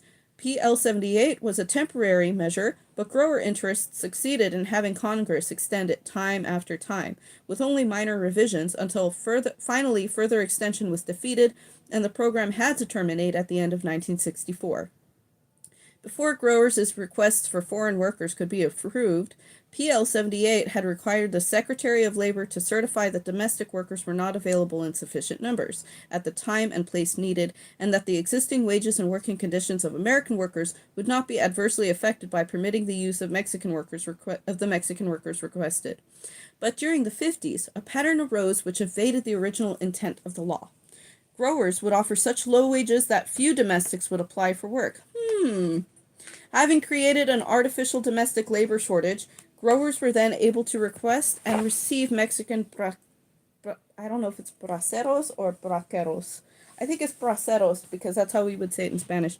In the absence of a free labor market, wage scales in some bracero-dominated crops remained frozen for years, and in some cases even dropped, while wages in other industries were rising. One worker testified in 1962 about the California cherry harvest. I remember in 1948, when they didn't have any braceros, we got $1.10 a bucket. Then, after they ran the Mexican nationals in, the price went down to 85 cents a bucket, and even lower. Just the last couple of seasons, it finally got back up to where it was 14 years ago, $1.10 a bucket. And the only reason it did was because the union put the heat on the government and made them take out the nationals. Many farm workers during this period turned to other kinds of work, and some simply found themselves with no jobs at all, as the only work they knew was taken from them by the growing numbers of braceros. There was little attempt by the government to enforce the provision that domestic workers must be given preference for jobs, and growers preferred the docile labor force of braceros, whose abject poverty drove them to work long, hard hours for meager wages that were nevertheless sizable sums for their families back home in Mexico. The U.S. Department of Labor, which administered the importation program, came under mounting public pressure to defend domestic workers against the evils of PL 78. While opponents of the law failed to bring about its termination until 1964, they were partially successful in pressing for the implementation of the law's adverse effect provision. In 1962, the Labor Secretary stipulated that growers who wished braceros had to offer a certain wage, varying from state to state, as proof of a genuine attempt to attract domestic workers before a labor shortage could be declared and braceros imported. But even these adverse effect wage rates were unjustly low, since they were based on prevailing wages, which had been artificially depressed through the long years of the bracero program. Adverse effects extended into other areas in addition to wage rates. Since braceros left their families in Mexico, barrack housing for single male workers largely replaced the family housing needed by U.S. workers. Working conditions for the imported workers resembled those of slave labor. The Mexican government, negotiating in behalf of its workers, insisted on minimum standards covering wages, food, shelter, medical services, and the like. But once the workers were in the United States, isolated by language and culture, and unfamiliar with their surroundings, they were unable to present grievances effectively. The Mexicans also knew that if they complained, they would be deported. Thus, the protections negotiated for them, ironically, the protections systematically denied American workers, were seldom enforced. With this cheap labor supply, the huge corporate farms not only depressed conditions for domestic workers, but also undercut small farmers in the marketplace by producing crops requiring intensive labor more cheaply than they could. California's share of agricultural production rose at the expense of everyone except the corporate farmers. The evils that result when the power is all on one side in a labor situation are nowhere more clearly demonstrated than here, where growers were able to secure large-scale governmental assistance in obtaining cheap foreign labor, while domestic farm workers had no voice powerful enough to defend their right to their jobs and livelihood. One can readily imagine the public incredulity which would greet the managers of any other giant basic industry, say steel or coal, who after offering less than a living wage, claimed that there was a shortage of labor and demanded that the government arrange to import thousands of low-wage foreign workers to meet their needs. Of course, the existence of strong labor unions in other industries precludes such a possibility, but this is precisely what went on in agriculture for nearly 20 years following the genuine labor shortage during World War II. One of the major arguments advanced in favor of maintaining the Mexican labor importation program was that it was a valuable foreign aid program in the form of millions of dollars in wages sent back to Mexico by the braceros. It should be pointed out that this foreign aid program, and indeed it was that, was paid for neither by the growers who prospered from it, nor by the general public which supports our other aid programs through taxation, but by the American farm workers who paid for it in artificially depressed wages and in drastic loss of job opportunities. There is no comparable example of workers in any other industry being asked to bear the cost of foreign aid, and once again the results of the lack of union representation are all too apparent. It was impossible in the early 40s to visualize the future consequences of the first Mexican Bracero Agreement. In fact, labor organizers had high hopes that changes in the economy and labor force resulting from the war years would lead to the permanent organizing of farm workers. The Mexicans would return home and leave domestic workers to establish fair wage scales and union contracts. It was assumed, too, that pre-war farm workers who had experience with factory wages and union contracts would return to agriculture and make similar demands. The increasing transformation of family farms into agribusiness giants was making the different status of agriculture harder to maintain. There seemed no longer a logical basis for excluding farm workers from the social legislation which protected workers in other industries. National Farm Labor Union, AFL. But the sole farm labor development of any consequence during the late 40s was the involvement for the first time of the American Federation of Labor on a nationwide basis. In 1946, it granted a charter to the National Farm Labor Union, successor to the Southern Tenant Farmers Union, whose origins and prior history have been described in an earlier chapter. The AFL gave its new farm labor union, headed by H.L. Mitchell, the right to organize locals anywhere in the United States and adjacent islands. It sought to organize small farmers as well as wage hands. The union's monthly newspaper, the Farm Labor News, stated, "The National Farm Labor Union accepts as members all persons who earn their living by working on the nation's ranches and plantations. It accepts as members working farmers as well as agricultural workers. It bars from membership persons who are absentee owners of land or those whose prerogatives are farm management." The newspaper, in addition to providing valuable legislative and organizing information, also reflected themes of rural life and poverty in its dry humor. An example: "The worst crop failure I ever saw was back in 1898, said the old-timer. The corn crop was almost nothing. One day Mother cooked some for dinner, and Father ate 14 acres at one sitting." 26 union locals had been organized by November of 1950 and included sugarcane and mill workers in Puerto Rico, cotton choppers in California, dairy farmers in Louisiana, fruit pickers in Florida, and sharecroppers in Arkansas, among others. Strikes were called. The greatest was in 1947 against the DeGiorgio Fruit Corporation in Kern County, California, over the issue of grower recognition of the union. Okay, so there's going to be this next little subsection, the DeGiorgio strike of 1947 and cotton strike of 1949.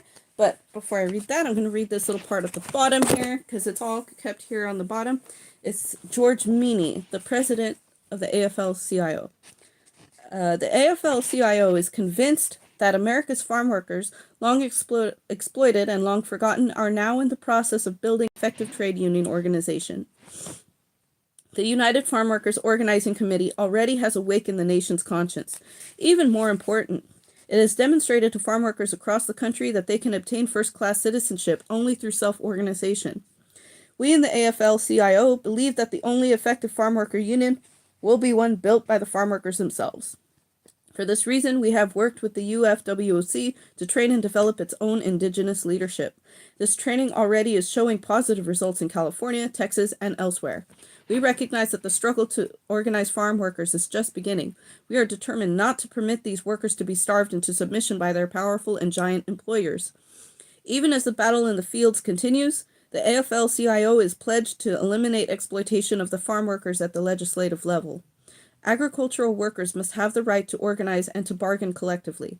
There is no logical reason for their continued exclusion from the protection of the National Labor Relations Act. As the AFL-CIO Executive Council recently declared, in the most affluent nation of the world, and supposedly the most humane, the substandard status suffered by the 3 million Americans who work for wages in agriculture can no longer be tolerated. And here we go. DeGiorgio strike of 1947 and cotton strike of 1949. The strike, conducted by Farm Labor Union Local 218, involved workers from Arvin, Lamont, and Weedpatch, small towns near the vast DeGiorgio land holdings. DeGiorgio recruited strikebreakers from the surplus labor supply of Mexican Americans in Texas. 9 weeks after the onset of the strike, 200 out-of-state scabs were at work pruning grapevines. 1,000 more were expected by the end of the season. Government officials openly escorted braceros through the union's picket lines. Ugh. As one of them later said, "After all, it was our job to see that the Mexican nationals got work." According to Ernesto Galarza, NFLU's Director of Research and Education, on the first day of the strike, the braceros stopped work. The show of solidarity with the domestic farmhands was as unexpected as it was embarrassing. The sheriff, Mr. Laustalot, and a representative of the U.S. Department of Agriculture were called in. What precisely they told the Mexicans is not known. The braceros went back to work. They continued on the ranch as the mainstay of its labor force during the next 6 weeks, when the federal government yielded to the protests of the union and the men were withdrawn. In the month and a half that the corporation had been able to maintain an alien corps of strikebreakers, it was able to improvise a new workforce, which gradually took over after the initial shock of the strike had been fended. A documentary movie, produced by the Hollywood AFL Film Council, eloquently detailed the violence, poverty, and isolation suffered by the strikers. California unions raised over $250,000 in money, food, and clothes. Lines from a popular DeGiorgio strike ballad ran thus: "God Almighty made the valley for a land of milk and honey, but a corporation's got it for to turn it into money." During a union meeting, the strike leader, James Price, was seriously injured when shots were fired through a window. Picket lines were maintained for 9 months around 20 miles of DeGiorgio property. These lines were prohibited after the courts ruled they were secondary boycotts and illegal under the National Labor Relations Act. This injunction was continued for 17 months while the strikers argued that since they were excluded from the protection of NLRA, they could not be subject to its provisions. The National Labor Relations Board finally reviewed their case and upheld their position, but by that time the strike had been lost, and with it, the major effort to organize 200,000 California workers. 2 years later, cotton pickers went on strike in California. Growers had cut wages back in 1949 until they were less than the year before. The strikers asked for at least the 1948 wage rates. During the strike, 14 leaders and union organizers were arrested for peacefully picketing on public highways. The strikers were jailed for leading caravans of automobiles on the public roads and calling out to pickers who had not left the fields that a strike was on and the union was demanding an increase in wages. The leader of one caravan was a young man by the name of Cesar Chavez. The State Conciliation and Mediation Service tried to settle the dispute, but the growers refused to accept its terms. They finally raised wages up to the 1948 level. However, they finally raised wages up to the 1948 level, however, and the men went back to work. Members of the National Farm Labor Union drew clear distinctions between small growers in the area who had met the workers' wage demands and supported them in their struggle, and the large growers who were members of the powerful Associated Farmers who used their influence to gain the adoption of new county ordinances designed to halt the strike effort. With that, there's another little bottom part here. It's Walter P. Reuther, the president of the Industrial Union Department and the United Automobile Workers, AFL-CIO guy. Okay. We ought to be ashamed of the fact that this nation, for all its wealth and prosperity, is far behind most other industrialized countries in giving farm workers the forms of protection and security they need and other American workers have long had. But shame, understanding, sympathy, moral indignation are not enough. What the farm workers need most of all is action, in Washington, in state capitals, and in the fields, to end the hypocritical double standard by which this whole nation has conspired, actively or through ignorance and indifference, to keep farm workers and their families from their full humanity. The choice before this country today, Utter Delano, I don't know what it says, is not whether American farm workers are to have unions. Those of us who went through similar union struggles in the 1930s are going to continue to help them to organize and, if necessary, to strike to secure their basic rights. The choice is whether they are going to have them the hard way, after a long period of strife and chaos and suffering because of employer resistance and governmental, which is to say, public, callousness. That is the way it has been going. But there is an easier, more rational, more democratic, and more humane way. The journey of farm workers and their families into the mainstream of American life has begun with the struggle to build their own community unions and through them to reach out for the elementary rights so long denied them. The challenge to the rest of us is to insist that the Congress let this better future for farm workers be born without long agony and travail by giving their unions the protection of NLRA and thereby a chance to bring order and justice into the industry and into their lives. In 1952, NFLU became the National Agricultural Workers Union. An NAWU organizing effort in 1943 among Louisiana sugarcane workers culminated in a strike. The Louisiana courts issued anti-strike injunctions, which crippled union activities. The Supreme Court later declared the injunctions illegal, but the damage had been done and the strike was dead. In 1960, the National Agricultural Workers Union joined the Amalgamated Meat Cutters and Butcher Workmen of North America, AFL-CIO, which had worked with farm laborers in the past.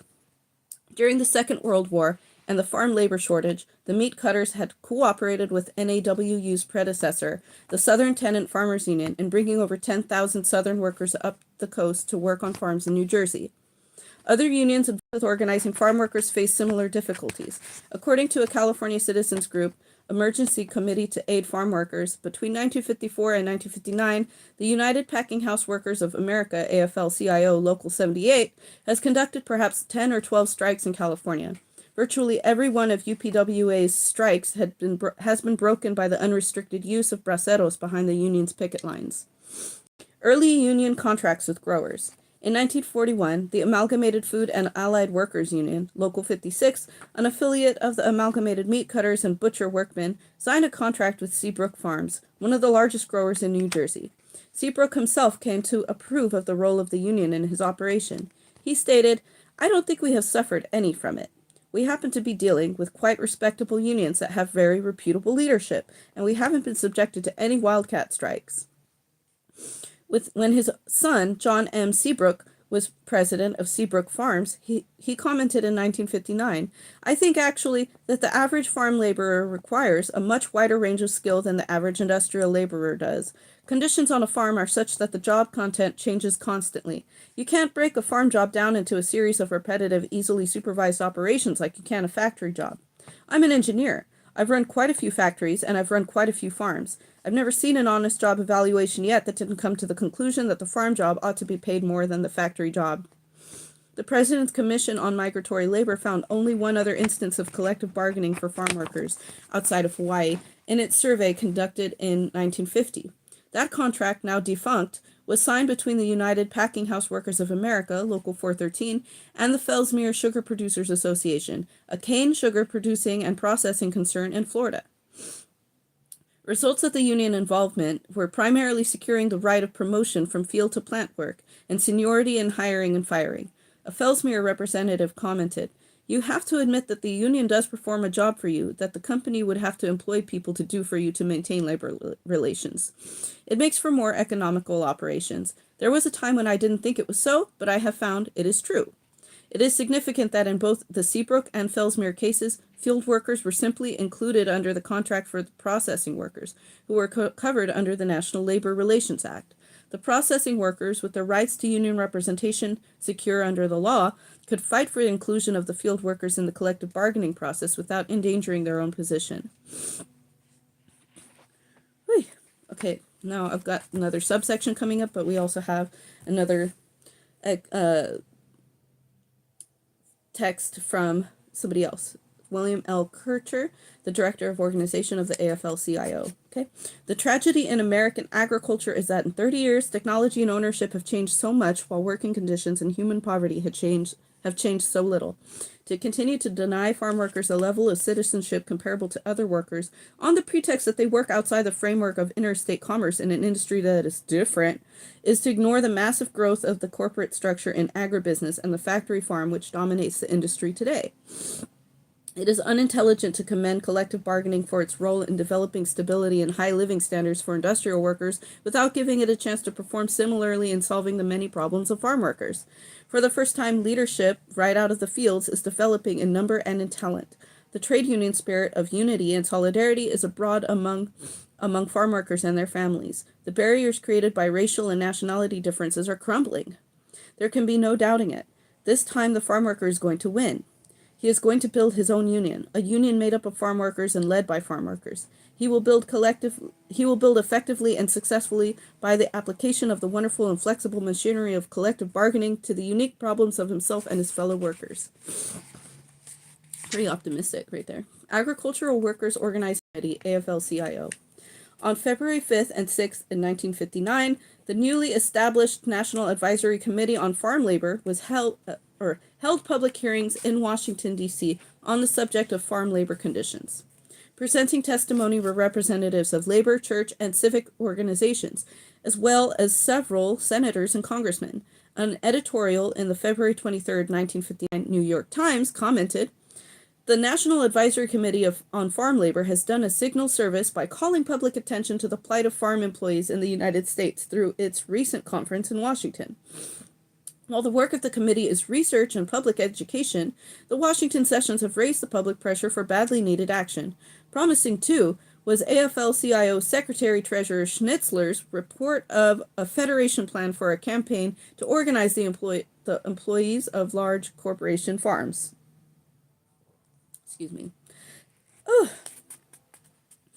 The new campaign was begun later in that same year when the AFL-CIO created the Agricultural Workers Organizing Committee under the direction of Norman Smith. By June of 1963, the Labor Federation had put over $500,000 into farm labor organizing, which centered in California and extended up the Pacific coast. During the lettuce strike, for nearly 2 months, the Agricultural Workers Organizing Committee, the United Packing House Workers of America, and the government of Mexico insisted that the Department of Labor enforce the law and remove braceros from the struck area. It did not do so. The lettuce harvest was completed by braceros, and the strike was broken. In the beginning, the organizing campaign of the Agricultural Workers Organizing Committee was expected to be the strongest ever launched among farm workers. Although its financial support was cut back drastically in mid-1961, it nonetheless had already achieved an impressive record. Largely because of AWOC's activities during 1960 and 1961, farm wages in California rose about 25% from their mid-1958 levels.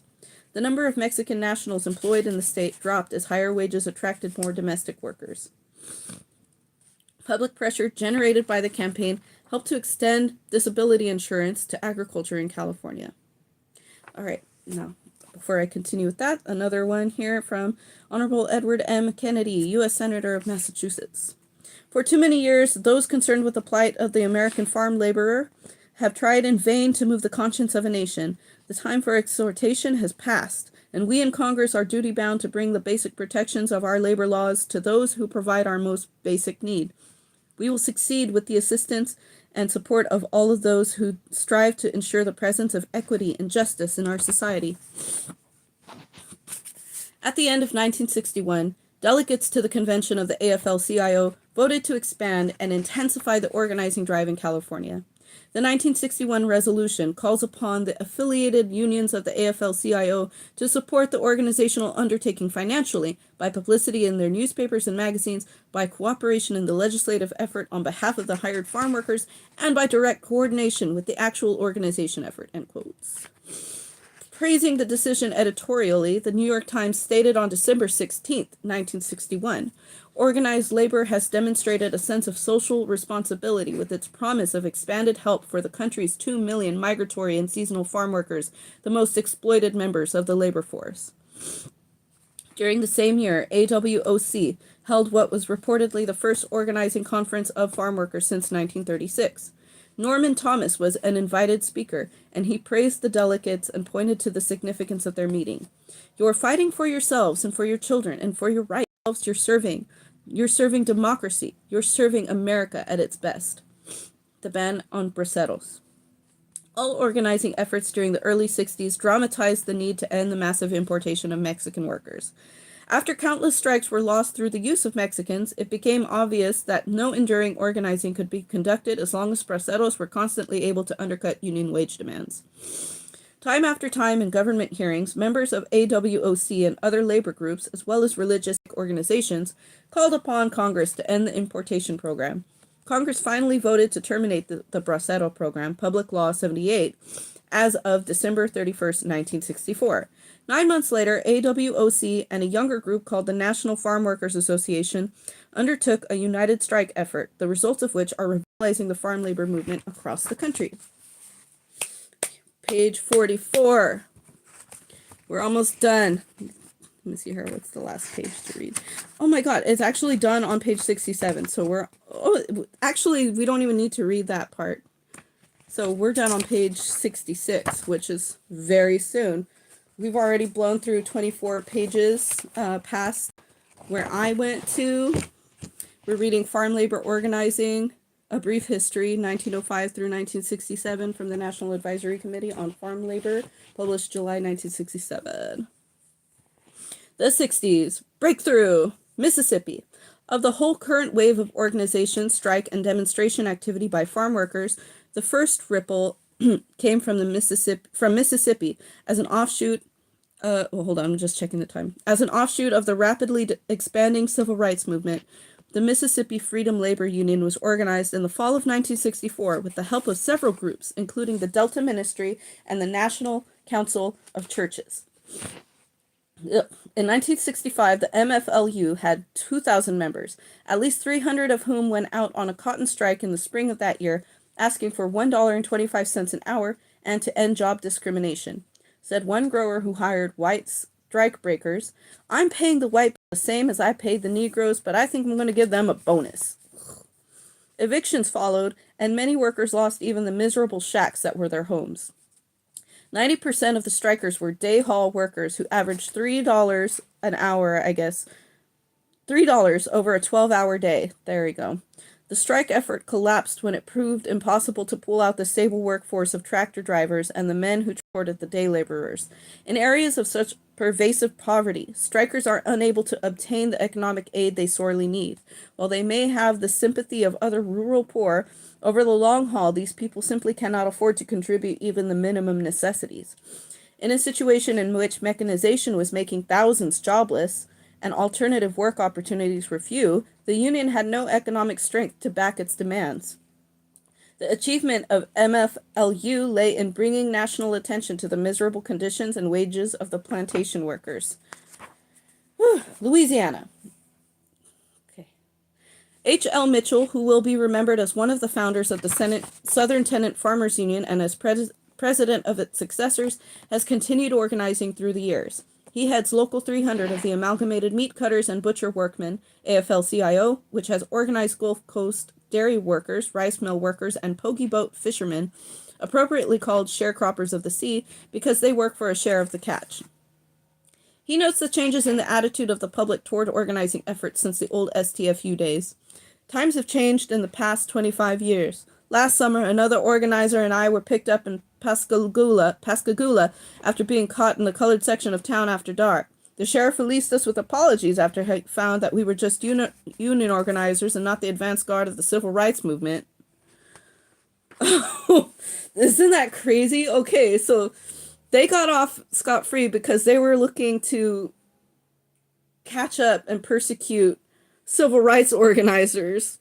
Like, that has a deeper and higher priority in the South and Louisiana than the labor organizing. Because, you know what? That's actually one of the, when they talked about it earlier in this pamphlet too, like, one of the things that keeps the struggle to organize so difficult is the racial divides, the racial and cultural divides and stuff like that.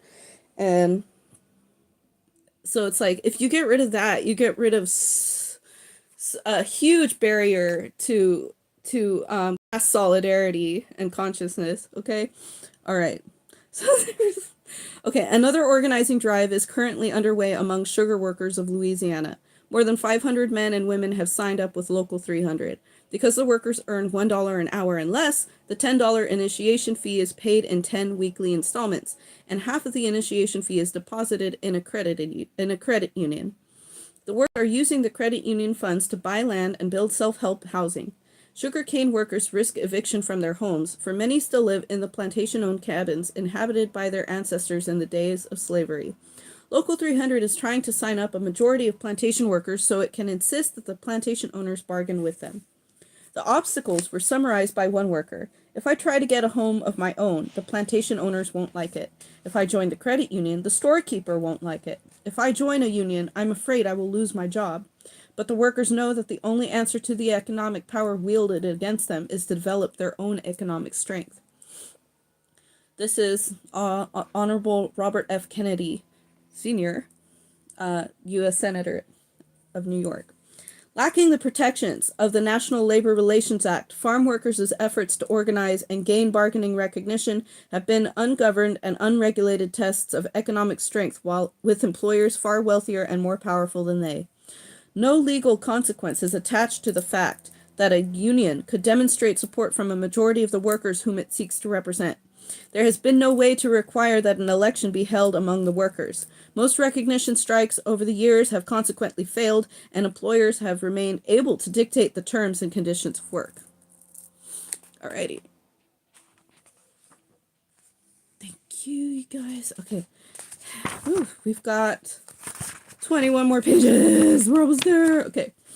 California. Union efforts continue to make small gains for California's farm workers, although strikes were unsuccessful and workers' attention turned increasingly toward voter registration to build a base of political power from which to challenge the domination of the growers.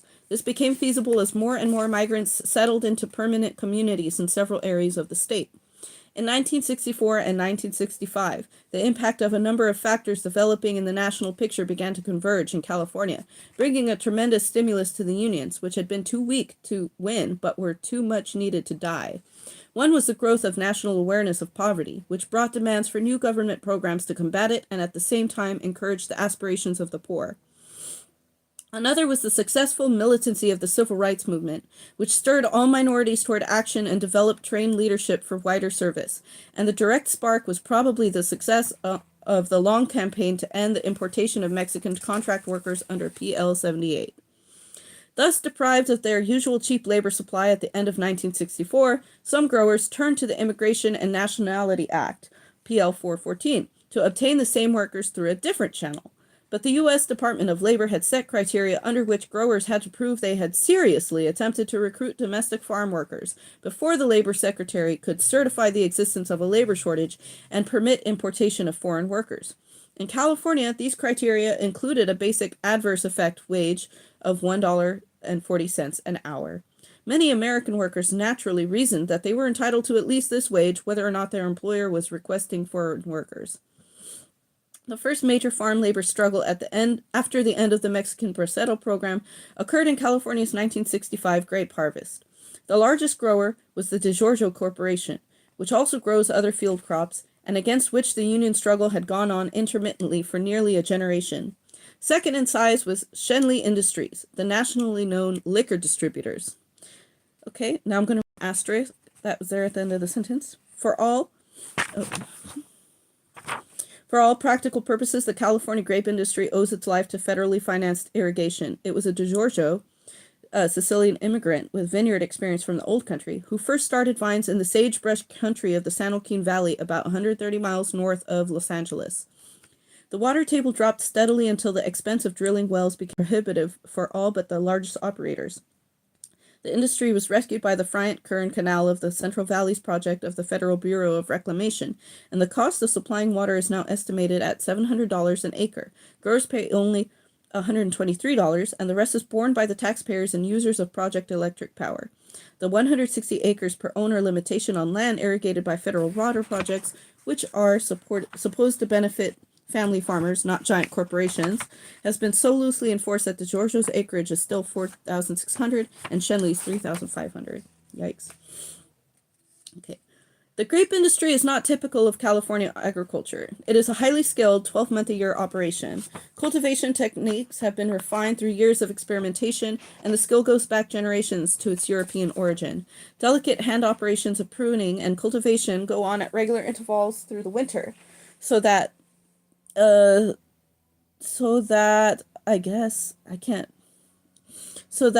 shortage of a surge resident labor force, there it is. I'm sorry, some of these are kind of like scrubbed out, so I can't hardly read it. Delicate hand operations of pruning and cultivating go on at regular intervals through the winter, so that a large resident labor force is needed, as well as additional thousands for the summer harvest. During May 1965, members of the Agricultural Workers Organizing Committee, AFL-CIO, struck successfully in the Coachella Valley to increase wages from $1.20 to the $1.40 adverse effect rate, and to raise the piecework incentive from 15 to 25 cents a box. When they moved into Delano for the second grape harvest, the wages offered were only $1.20 plus 10 cents a box, and they renewed the Coachella wage demands. Meanwhile, the National Farm Workers Association in Delano had been winning a different kind of struggle against a rent increase for the 20-year-old metal shacks without windows or running water, which constituted public housing just outside the Delano grape area. The remarkable leader of this association was the Cesar Chavez, who had headed a caravan in the National Farm Labor Union cotton strike years before. Chavez, whose father had come from Mexico, was born in 1927 on his grandfather's farm in Yuma, Arizona. During the Depression, the farm was foreclosed. The family migrated to California and started moving with the crops. Chavez first worked in Delano in 1937 when he was 10. He returned from time to time and eventually married a girl whose family were resident vineyard workers there. Like other Mexican-American farm workers, Chavez encountered both discrimination and abject poverty. Chavez was once arrested in Delano while sitting with his wife in a movie house. He had refused to comply with the theater's policy of seating Mexican-Americans on one side and Anglos on the other. One fall, the family picked grapes near Fresno. Each week, the labor contractor said he could not pay them since he had not been paid himself. At the end of the 7th week, Chavez recalls, we went to the contractor's house and it was empty. He owed us for 7 weeks' pay, and we haven't seen him to this day. Over the years, Chavez attended more than 30 schools. He had gotten as far as 8th grade when he dropped out completely to help support the family. But he was an avid reader, and his informal education continued. In 1952, he met Fred Ross, an organizer for Saul Alinsky's community service organization, which was working among the Spanish-speaking in California. Chavez took a job as organizer for CSO, and in 1959 became its director. In 1962, he quit CSO and moved with his wife and children back to Delano, by then a community of 13,500. I had some ideas on what should be done, he said of his new commitment. No great plans, just that it would take an awful lot of work to organize farm workers. It was a gamble. I went around for about 11 months, and I went to about 87 communities and labor camps, and in each place I'd find a few people who were committed to doing something. Something had happened in their lives, and they were ready for it. The movement Chavez was building owed much to his community organization background.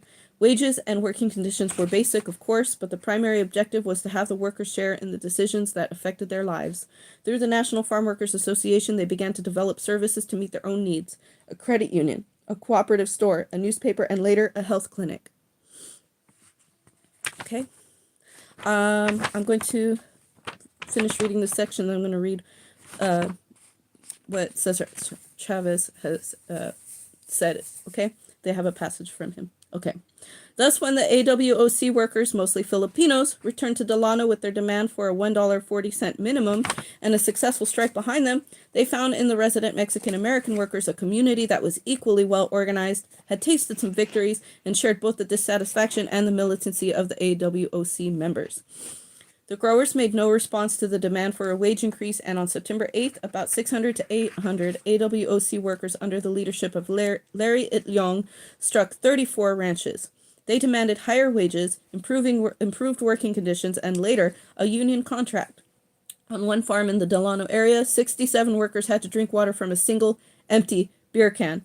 Lacking state-required portable toilets, the workers had to relieve themselves in the fields. Ugh. 8 days later, 1,100 members of the National Farm Workers Association joined the AWOC strikers. Chavez had hesitated because he thought NFWA was not yet ready for so crucial an undertaking. But within a few days he realized that the strike of fellow workers had to be supported. From then on, until the two unions merged, a joint committee was in command. Huelga, strike, became the workers' rallying cry. Only the largest ranches were struck: Shenley, the Sierra Vista Ranch of DeGiorgio, and others that employed thousands. The growers responded in traditional fashion by returning registered union letters unopened, hiring strikebreakers, denying the existence of a strike, and harassing pickets. Trucks and tractors were driven near to choke the pickets with dust. Picket signs were riddled with bullets, and the strikers sprayed with insecticide. Injunctions to limit picketing were secured, and groups were arrested for unlawful assembly. Workers who had lived for years on grower property were evicted. The State Employment Service certified the existence of a labor dispute at 23 ranches and so refused to supply any more workers. I'm going to take a sip of water, and we're going to read what Cesar Chavez says here. Cesar Chavez, Director of the United Farm Workers Organizing Committee, AFL-CIO. What elements went into making the Delano strike as difficult, yet as successful as it has been? First, the concept of a union for farm workers is like an idea whose time for birth has come. The hour is here. We can never be so bold to think that it was merely our strategy that brought the Shenley and DeGiorgio contracts into being.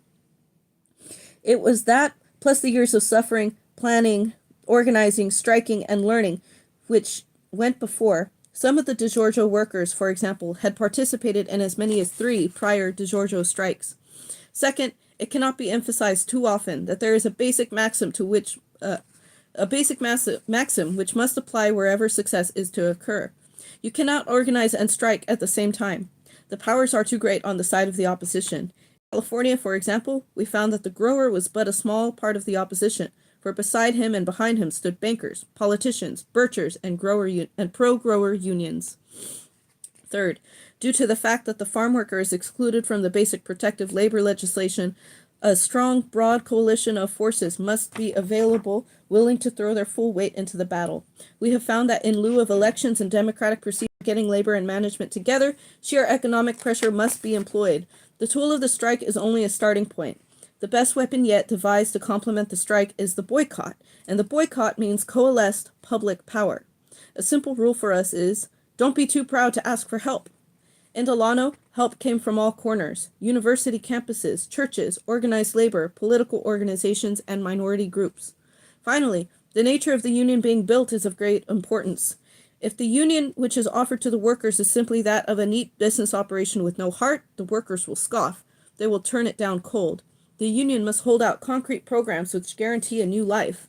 Cooperatives, credit unions, educational programs of a practical nature, money-saving devices.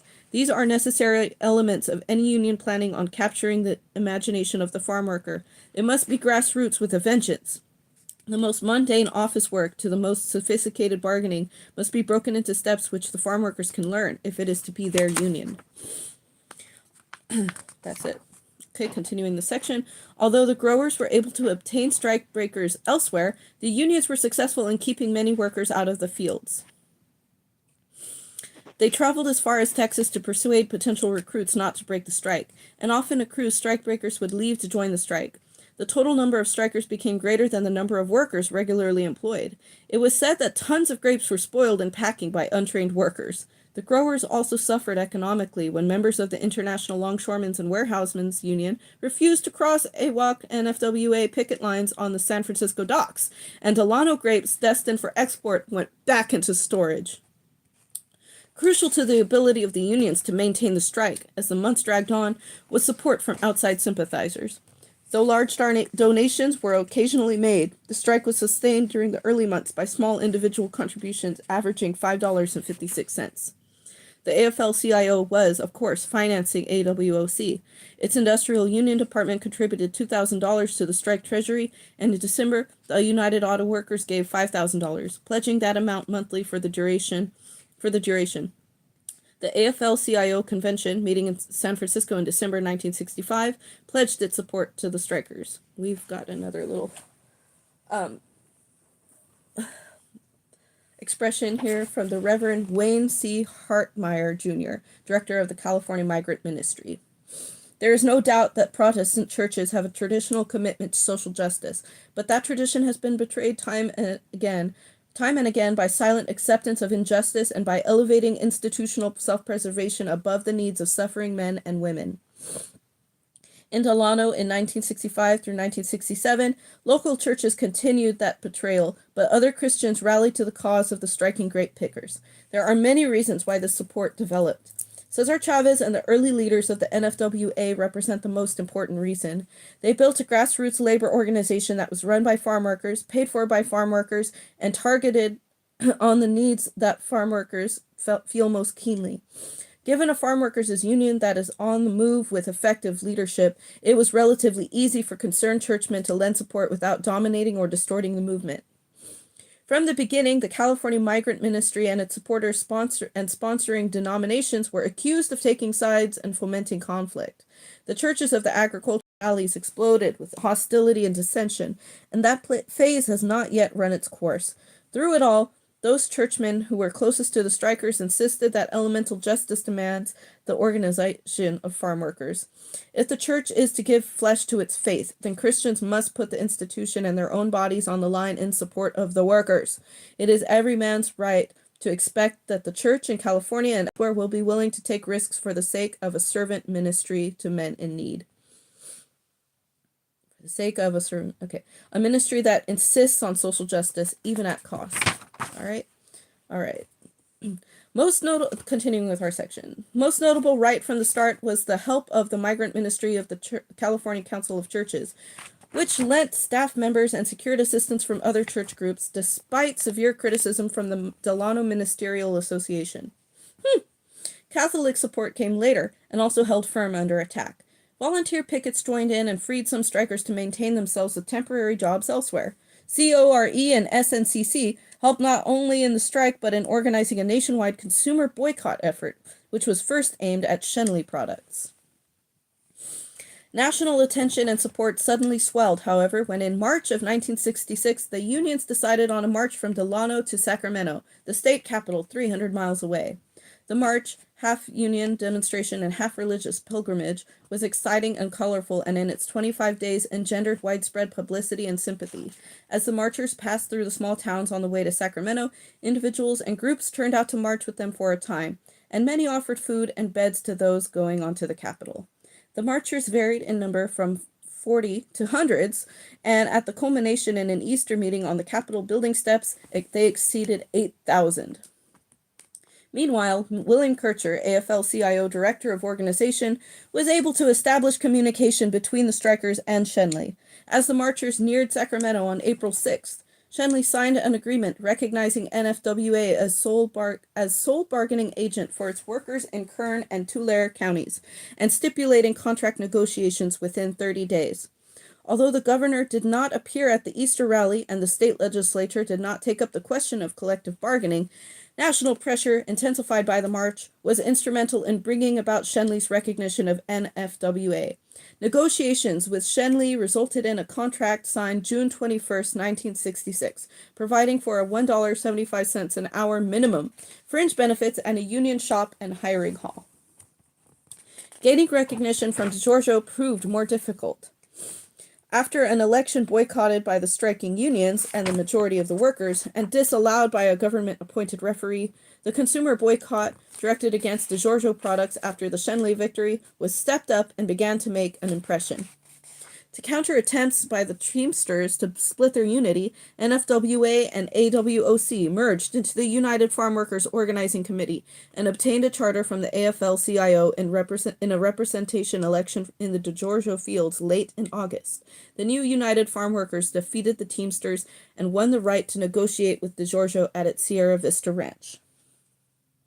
UFWOC then pressured for recognition at other DeGiorgio locations and again met both corporation and Teamster opposition, but they won at the largest King Ranch in Arvin. In early fall, Christian Brothers and the Novitiate Winery voluntarily recognized the union. In November 1966, UFWOC won its most impressive representation election victory, 285 to 38, at Mosesian Horrigan Goldberg, a small Delano firm. The strike continues against some 30 growers. And then that has an asterisk right there. Events move swiftly in Delano. For current information on boycotts, strikes, and other developments, write the UFWC. Okay, so that's in 1967. On April 1st, 1967, the long-awaited results of arbitration between the UFWOC and 3 of DeGiorgio's 4 California ranches were made public. The terms will also apply to DeGiorgio's Marysville Ranch if the representation election there on July 18, 1967 results in a UFWOC victory. According to J. Max O'Neill, president of DeGiorgio, the contract will in all likelihood establish precedents for collective bargaining agreements in California and other agricultural states, end quote. In addition to fairly substantial wage hikes, a special fund was established which includes health and welfare, dental, pension, and insurance benefits. DeGiorgio will pay an initial $25,000 into the fund and contribute 5 cents an hour per employee. Other aspects of the contract cover vacations, holidays, unemployment insurance, hiring, and leaves of absence. Okay, now we've got something from Thomas L. Pitts, Executive Secretary of the California Labor Federation, AFL-CIO. Efforts to organize farm workers in the nation's largest agricultural state, gross farm income in California this year is expected to top $4 billion in the 60s, have been long and colorful. What has perhaps made the Delano effort unique is the high degree of indigenous farm worker leadership in the UFWOC and the ability of the union to reflect the desires, goals, frustrations, and feelings of California farm workers. The Delano grape strike has involved the entire community in the struggle to achieve democracy at the job site. This has helped to weld a coalition of concerned urban residents, churchmen, civil rights groups, liberals, and trade unionists. Such a coalition is crucial to successful farm worker organization. Without it, the unionization of farm workers would be extremely difficult, if not impossible. Farm workers have been denied their rightful place in the nation's economy for many years. They are now attempting to rectify this sorry situation. They will succeed because history is on their side, but all groups in the economy will benefit if their success comes within the framework of the National Labor Relations Act. Okay. Excuse me. Now we are continuing. La Huelga and the March on Sacramento changed the farm labor situation in the whole country sharply and dramatically, but the California victories are only a beginning. Not even the grape industry is fully organized as yet, and the bulk of California agriculture remains intransigent. Efforts in other areas and crops will doubtless continue until all the state's farm workers are unionized and able to act effectively in the face of the growers' overwhelming economic power and political influence. But the financial cost of the Delano effort alone is staggering. The total bill is $40,000 a month, of which the AFL-CIO pays $10,000. UFWOC is still dependent upon food supplies pledged by supporters. One union has pledged 100 dozen eggs a week. In all, the strikers use 200 dozen. Another, 40 pounds of hamburger, and a baker in Los Angeles sends up daily 100 loaves of day-old bread. Even now, food sometimes runs out, and support of every kind is still vital. United Farm Workers Organizing Committee, AFL-CIO, Box 130, Delano, California, 93215. I guess if you wanted to send money back in time. That'd be cool if we could do that. Texas. Texas sends, we're on page 53. Texas sends out more migrants than any other state in the union, but it is also the year-round home for an estimated 2 million farm workers, mostly seasonal. It is their home poverty that leads so many of them to follow the crops elsewhere. The migrant stream they comprise fans out to the Rocky Mountain states, the Midwest, and the North Central states. The Texas workers are thus well situated to serve as a link to carry news of farm worker organizing, and it is not surprising that union activity developed next in Texas. A large percentage of the Texas workers are Mexican Americans too, so there was a common cultural as well as economic tie with the Huelga movement in California. Starr County, in the lower Rio Grande Valley on the Mexican border, is the home base for thousands of migrants and one of the poorest counties in the United States. Average per capita income is $1,568. Farm workers earn an estimated 50 to 85 cents an hour, and about 75% of the country population migrates in search of work. Since 90% of the people in the county are Mexican American, sympathy for the farm workers is almost universal. Starr County, then, appeared to be ready for organizing. When Eugene Nelson, one of Chavez's strike captains, came to Texas to organize the boycott against Schenley products there, he was asked to help the farm workers in the Rio Grande Valley organize. News of success in California encouraged the workers. By the end of May, Nelson had signed up 700 and announced the formation of the Independent Workers Association. A strike was called on June 1st, 1966, and pickets appeared at 3 of the larger melon farms and 5 packing sheds. The workers asked for $1.25 an hour and a union contract. Within 24 hours, the growers had obtained a temporary restraining order prohibiting pickets at the farms initially struck. Picketing continued at other farms, and the strike idea was kept alive by local marches and rallies. The growers sent trucks daily to the border bridge to pick up the green card Mexican workers, used the strike breakers, and daily the pickets were there to dissuade the Mexicans. The strike impact was greatly lessened, however, when much of the crop was damaged by heavy rains. And there was an asterisk there with green carders. Green carders are so called from their green visa for permanent entry into the U.S. under provisions of Public Law 414. Although permitted to remain in the U.S., many green carders recross the border each night, and since they can live more cheaply on the Mexican side, they are competing unfairly with the American workers who cannot live on the same low wages. Help in the form of food and money came from unions, from local priests, and from the bishops' committee for the Spanish-speaking. Toward the end of June, more than 1,000 members of the independent union voted to affiliate with the National Farm Workers Association. But by this time, many of the workers had headed north for other seasonal farm jobs, and others would follow. The full-scale drive for organization had to wait for fall, the return of the migrants, and the new Texas harvest season. It was decided to adopt a California tactic and dramatize the plight of the workers by a march across the state to the capital, nearly 400 miles away. The original idea had been to support the strike, but it quickly turned into a demand that the governor call a special session of the legislature to enact a $1.25 minimum wage law. A Catholic priest, Father Antonio Gonzalez, and a Baptist minister, the Reverend James L. Navarro, served as coordinators. On July 4th, 1974. On July 4th, we're still in 67, I think, or 66. Marchers started out, and about 25 made the entire trip. 74 marchers started out. Okay. Support came from the state AFL-CIO and from many individual unions. Churches provided meals and overnight accommodations along the way. Local groups, unions, students, civil rights workers joined the march through their own areas so that it became a continuing demonstration much larger than its permanent core. 62-year-old Reyes Alanes marched all the way. "I am doing it with my own heart," he said. "I have already wasted all my life in the fields. I passed the hard way. I don't want the new generation to struggle like I did."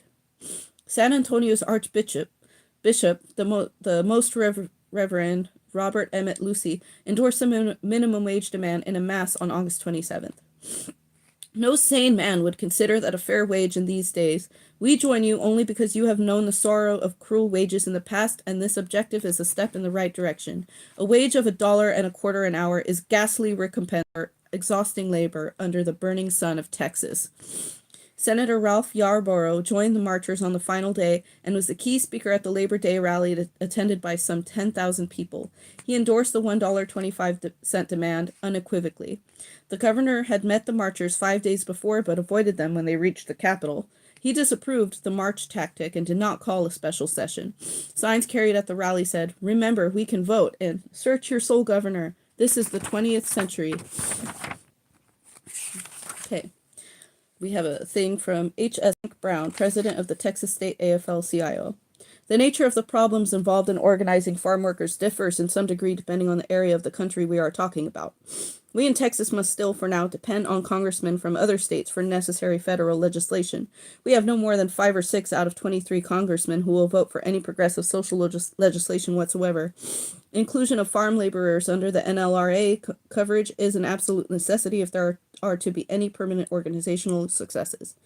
There must be large-scale political education and registration of Mexican Americans to not only elect responsible congressmen and state legislators, but to rid the Rio Grande Valley of reactionary sheriffs, school boards, mayors, and city councilmen.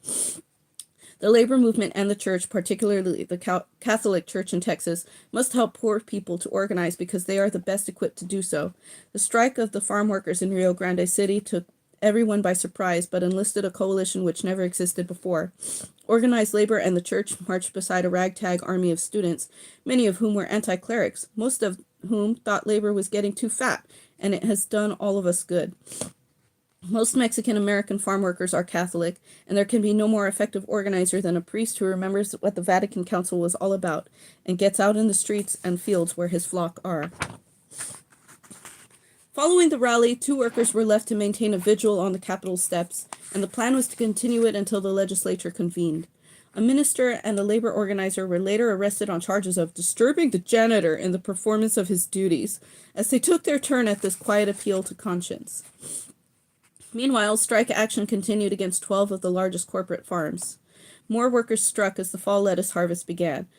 The drive to dissuade Mexican workers from strike breaking continued with such success, despite the jailing of pickets at the Roma International Bridge, that it was expanded to include all bridges along the border from Matamoros to Tijuana. The arrest of the strikers was based on an old state law prohibiting secondary picketing, a law which had been ruled unconstitutional by the Texas Supreme Court back in 1949. On November 16, 1966, a report issued by a Starr County grand jury called the farm workers' strike unlawful and un-American and abusive of rights and freedoms granted them as citizens. How dare you use your constitutionally protected rights? Excuse me. How dare you? You're taking advantage. Okay, what time is it? Okay, I still have time, and we've only got 11 pages left to read. Here is something from Eugene Nelson, Texas organizer of the United Farm Workers Organizing Committee, AFL-CIO. I think the 3 greatest problems inherent in the organizing of farm workers are: 1, their exclusion from the National Labor Relations Act; 2, the fact that many farm workers are migrants, and their continued participation in union activities is difficult to count on; and 3, the comparative lack of education of farm workers. For large-scale unionization of farm workers to be possible in the reasonably near future, coverage under the National Labor Relations Act is absolutely essential. If they are not soon covered, farm worker unions will continue to win contracts, as in Delano, but slowly, at great expense and perhaps with the accompaniment of considerable violence. The problem of the migration of workers will tend to be solved as other problems are solved and other benefits gained. For example, here in Starr County, Texas, fewer workers will migrate this spring as a result of more packing shed jobs being opened up by changes in the wage and hour law. Wages for those shed workers covered under federal law were raised from $125 an hour to $140 on February 1st, 1967. The law provides time and a half for overtime for the first time to these workers. As a result, management is putting more people to work at the higher wages to avoid paying overtime. The problem of education should be attacked on two fronts. The more unions are helped to organize and gain contracts for the workers, the fewer will be forced to migrate, and more children will remain in school. At the same time, more schools for those children still migrating are needed to educate them to better cope with their problems as a whole. New changes are needed to eliminate violations of the spirit and intent of the immigration law. It is unthinkable that the United States government should allow Mexican citizens to cross the border daily into Stark County to break a strike of U.S. citizens living in abject poverty. The grand jury report continued. So that was the end of that little thing from Eugene Nelson. We're going on with this section about Texas. The grand jury report continued. The means as are practiced by the union group in Stark County are directly contrary to everything that we know in our American and lawful way of life. The report called for the president to send men to the area to assist in preserving the rights of all concerned, and for representatives of the Attorney General's office and a Texas Ranger to remain in the county to assist local officers during these extraordinary times. These shocking statements, made in a country where nearly all workers exercise the basic right to organize and bargain collectively, are incredible. The report complained of violence and threats by farm workers. There have been absolutely no worker-instigated acts of violence. Yeah, they lie. Even the rally of 10,000 farm labor sympathizers, which Governor Connolly refused to endorse for fear of rioting, was orderly and without incident. In January 1967, Jesus Salas, head of a Wisconsin farm labor union, spent 2 weeks in his hometown of Crystal City, Texas, where the population is 70 to 80% Mexican American. He noted changes in the political situation since the abolition of the poll tax. Now political organizations are developing in the Mexican American barrios, or neighborhoods. Salas feels deeply that part of the solution to farm labor problems must be political. He describes an address he gave to a political rally in Crystal City. I told them that the few Mexican Americans from a barrio who have had the opportunity to obtain an education must involve themselves politically. He put the grim Texas struggle into stark perspective. The strike doesn't put economic pressure on the company because the green carders are available. A law against mass pickets says that demonstrators must be separated by a distance of 50 feet. These farms are huge, and a picket may not have much effect because it passes nearly unobserved. I never saw more Texas Rangers in one area in my life than there are in Roma. All right, now we've got something from Honorable Henry B. Gonzalez, U.S. Representative of Texas. Farm workers have traditionally been isolated from each other and from the rest of society, and so have suffered from lower wages and poorer working conditions than others who have enjoyed greater organization and contact with the mainstream of American life. It is clear that organization is the key to solving the dilemma of the farm workers in this country. Only through organization is it possible for farm workers to speak with one voice.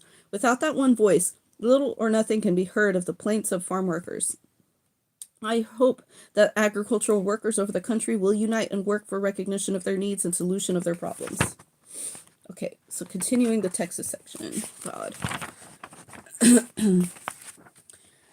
Overwhelming support was given the strikers at Easter time in 1967 when the Catholic bishops of Texas released an unequivocal statement calling on farm workers to organize. We, the Catholic bishops of Texas, will remind farm workers that among the basic rights of a human person is the right of freely founding associations or unions for working people. Included is the right of freely taking part in the activities of these unions without risk of reprisal. In view of the present depressed state of farm workers, we say that they have a duty to form and join unions or associations. The statement also made a firm plea for the extension of the National Labor Relations Act to cover farm workers. That same Easter weekend, some 250 college students and some of their teachers formed a caravan for justice and retraced the 400-mile path the marchers had taken to the Capitol. 53 cars were loaded with 2 tons of food and medicine for the strikers, together with $2,300 raised for the strike effort. Those who had participated in the march the previous summer noted a slight change in the attitude town officials and citizens took toward the caravan for justice. In Rio Grande City, the strike center and scene of many arrests of strikers and their supporters, a rally on the courthouse steps proceeded undisturbed. said Erasmo Andrade, chairman of the Valley Farm Workers Assistance Committee. We were amazed. For the first time, the townspeople seemed friendly. Maybe things are changing. Unprecedented action by Mexico's powerful labor union, the Confederación de Trabajadores, on May 11, 1967, gave new support to the Texas strikers. Starting before dawn, 17 Mexican members of a brickmakers union picketed their side of the Roma International Bridge in a successful move to stop the flow of strikebreakers into Texas. Hey! Waving the familiar red and black strike banners and chanting Viva la Huelga, the Mexican pickets confronted their own countrymen with the strike message. Virtually all Mexican field hands stayed on their side of the Rio Grande that day. Said David Lopez of the AFL-CIO, "We understand we stopped about 120 of the 200 who were there yesterday." The farm workers' battle continues on a second front. They want a state minimum wage law. Over 1,000 supporters turned out for a state Senate hearing on a proposed bill, but the hearing was postponed at the last minute. The same 1,000 then congregated on the Capitol steps to listen to Hank Brown, president of the Texas AFL-CIO, say, "Texas has more poverty-stricken people than any state in the Union. A minimum wage law would go a long way towards ending this deplorable condition, and we're going to march and demonstrate until Texas has a wage law. Texas farm workers are digging in for the long haul." And then it gives an address for that as well. And we've got something here from the very reverend, I guess, magistrate, I guess, William J. Quinn, director of the Bishops' Committee for the Spanish-Speaking. "It is amazing that the people of God would remain over so many years oblivious to the plight of the poor agricultural workers. It is not too late. Federal and state legislation is still a possibility. Those of us who believe in the dignity of all men and the concern of God for the poor must work unstintingly until God and his poor have been rightly served by the improvement of the lot of the agricultural workers." We are on page 59. Okay, we made it to the Wisconsin section. The organizing struggles in Texas and Wisconsin are closely bound together, for many of the Texas workers migrate to Wisconsin for summer work. They go mainly to Wauwatosa County, where they harvest pickled cucumbers, sugar beets, potatoes, and cherries. In 1966, there were about 4,000 migrants in the area, and as the news of organizing spread, the workers felt a close bond with both the Texas and California strikers. A union of predominantly Spanish-speaking workers, Obreros Unidos, United Workers, was formed under the leadership of Jesus Salas. "It is," says Salas, "united in spirit with the United Farm Workers Organizing Committee, although not formally affiliated. Obreros Unidos, like the movements in Texas, Michigan, and Florida, uses the symbol of the Black Thunderbird, which had been raised by the California strikers and became known across the country through the 1965 consumer boycotts. In August 1966, members of the Obreros Unidos and their supporters undertook a 4-day, 90-mile march for respectability to the state capitol in Madison, and, as in other states, they were joined en route by numbers of supporters.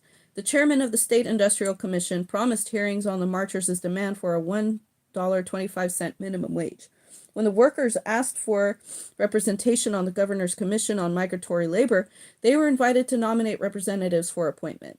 Salas and a group of workers stayed in Wisconsin over the 1966-1967 winter to build support for the union and its demands throughout the state, and have kept in close touch with their members who work in Texas during the winter. Salas has spoken of the need for collective bargaining for farm workers and, making a contrast with Texas, pointed to Wisconsin's recently passed minimum wage of $1.25. "I have always said we are achieving gains here due partially to Wisconsin's progressive legislation. The climate is different in Texas. There, according to Salas, the press and television have been mocking the strike. They completely ignore the attempts or make fun of them. The struggles in Wisconsin and Texas mean everything to the workers. Apart from the hope of immediate progress, as an elderly Texas striker told Salas, I have lived in poverty and misery all my life, and I live in poverty during the strike. But now I can walk with dignity." Michigan. Organizing efforts were begun in Michigan in the 1966 summer season. By March 1967, the workers felt ready for a march to the state capitol, by now proven a successful tactic for dramatizing their needs. Michigan uses more migratory farm workers than any other northern state. They work mainly in the pickle, cucumber, cherry, and strawberry crops. Hold on, let me just check my time. The 70-mile march for migrants from Saginaw to Lansing was timed to reach the capitol on Easter Sunday. Some 30 state and local organizations endorsed the march, and hundreds turned out along the way. Rallies were held in churches and major centers as they passed, and it was pointed out that the march spoke for the thousands who would not arrive in Michigan until May. Supporting telegrams came from Chavez and the United Farm Workers Organizing Committee, as well as from U.S. Senators Philip A. Hart of Michigan and Robert Kennedy of New York. A declaration of grievances presented to Lieutenant Governor William G. Milliken called for better wages, housing, and education, and for workmen's compensation. The march was organized by the Concerned Citizens for Migrant Workers, and speakers included the Bishop of Lansing and representatives of the state AFL-CIO, the NAACP, and the National Campaign for Agricultural Democracy. Michigan has thus been made aware of its farm workers and their demands, but the real organizing is yet to come, as the thousands of migrants pour into the state for the 1967 season. And here we are at page 61. We're almost done. Florida. Oh, before I continue with the Florida section, we're going to read this here from Nicholas A. Zonorich, Organizational Director of the Industrial Union Department, AFL-CIO. Okay. Migratory workers have been called rented slaves along the eastern seaboard. That term becomes more bitter when it is realized that more than 95% of the 300,000 farm workers who follow the crops from Florida to New England are Negroes.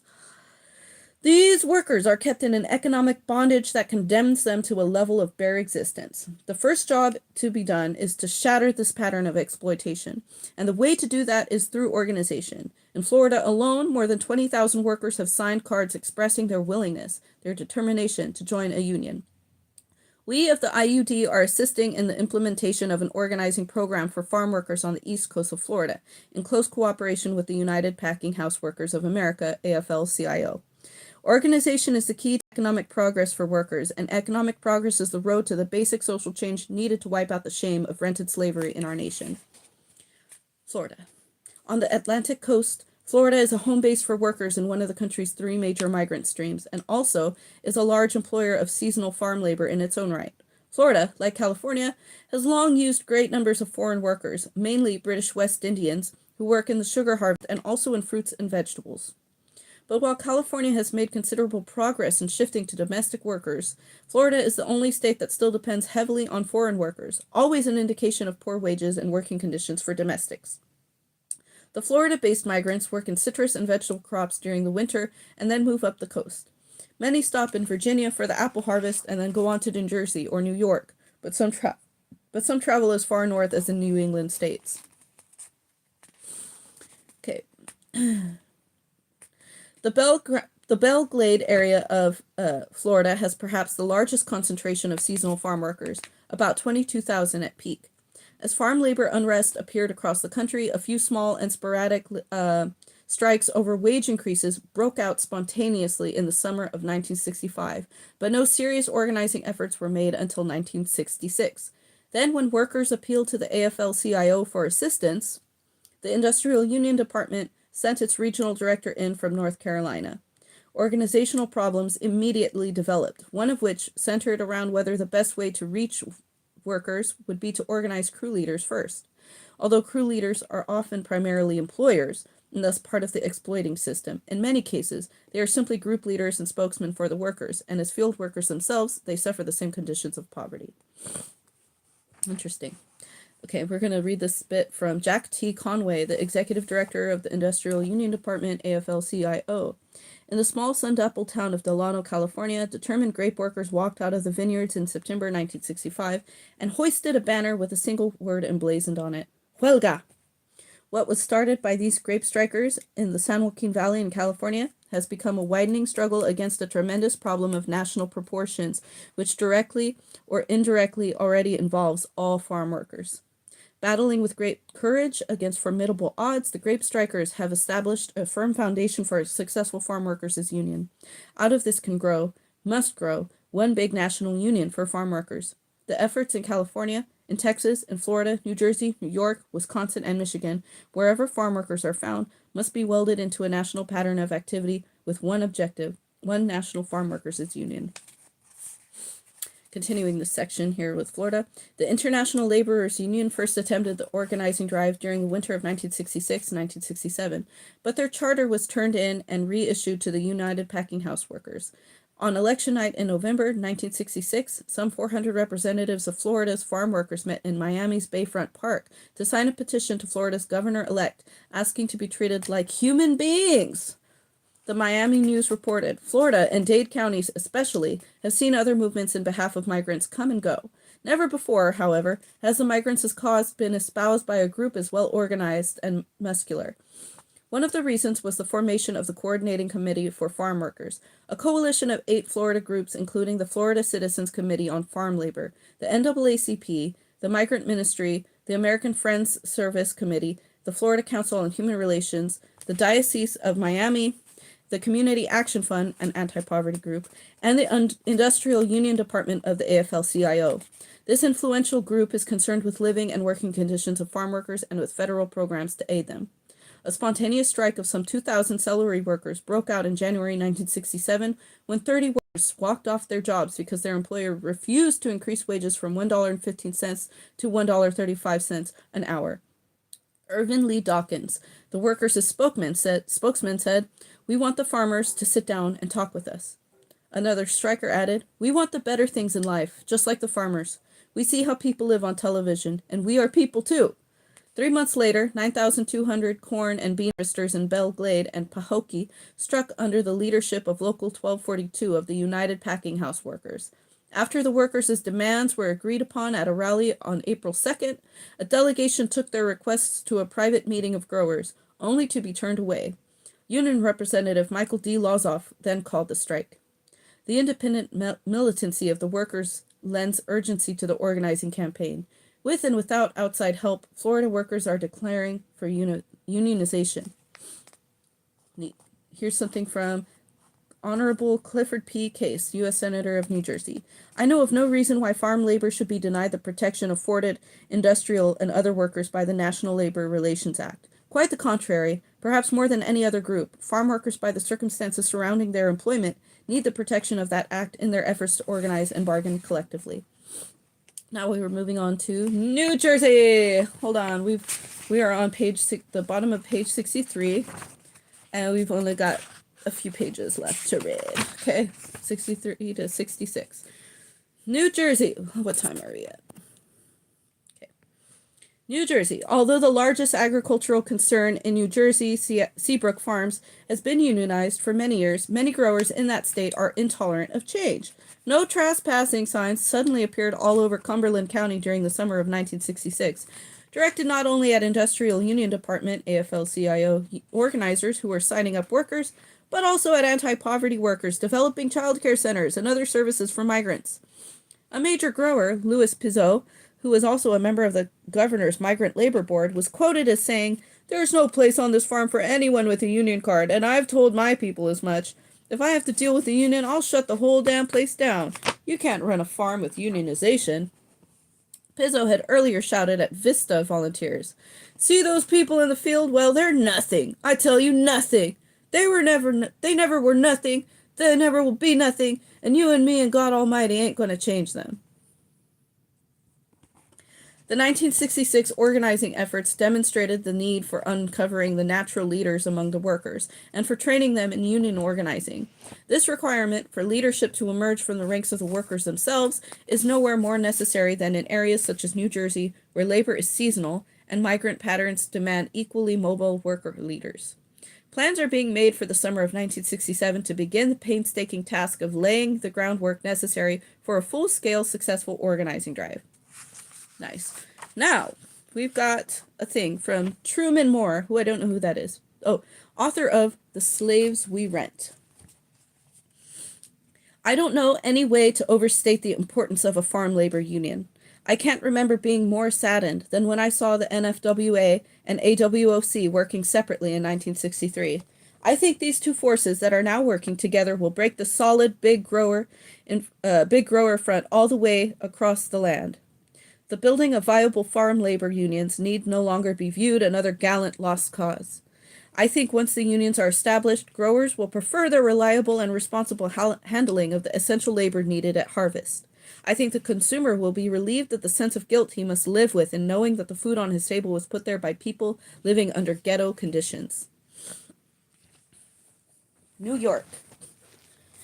In New York, as in other states using farm labor, basic economic issues are clouded by racial and ethnic prejudice. The thousands of Puerto Rican and Negro workers who pour in to harvest New York's crops face high rents, discrimination, and housing so poor that 3 farm workers have burned to death in the state within a recent 7-month period. In Brockton, in western New York, a fire killed 2 Puerto Rican migrants in September 1966. The fire spread from the old pot-bellied wood-burning stove in the tractor shed in which the workers lived.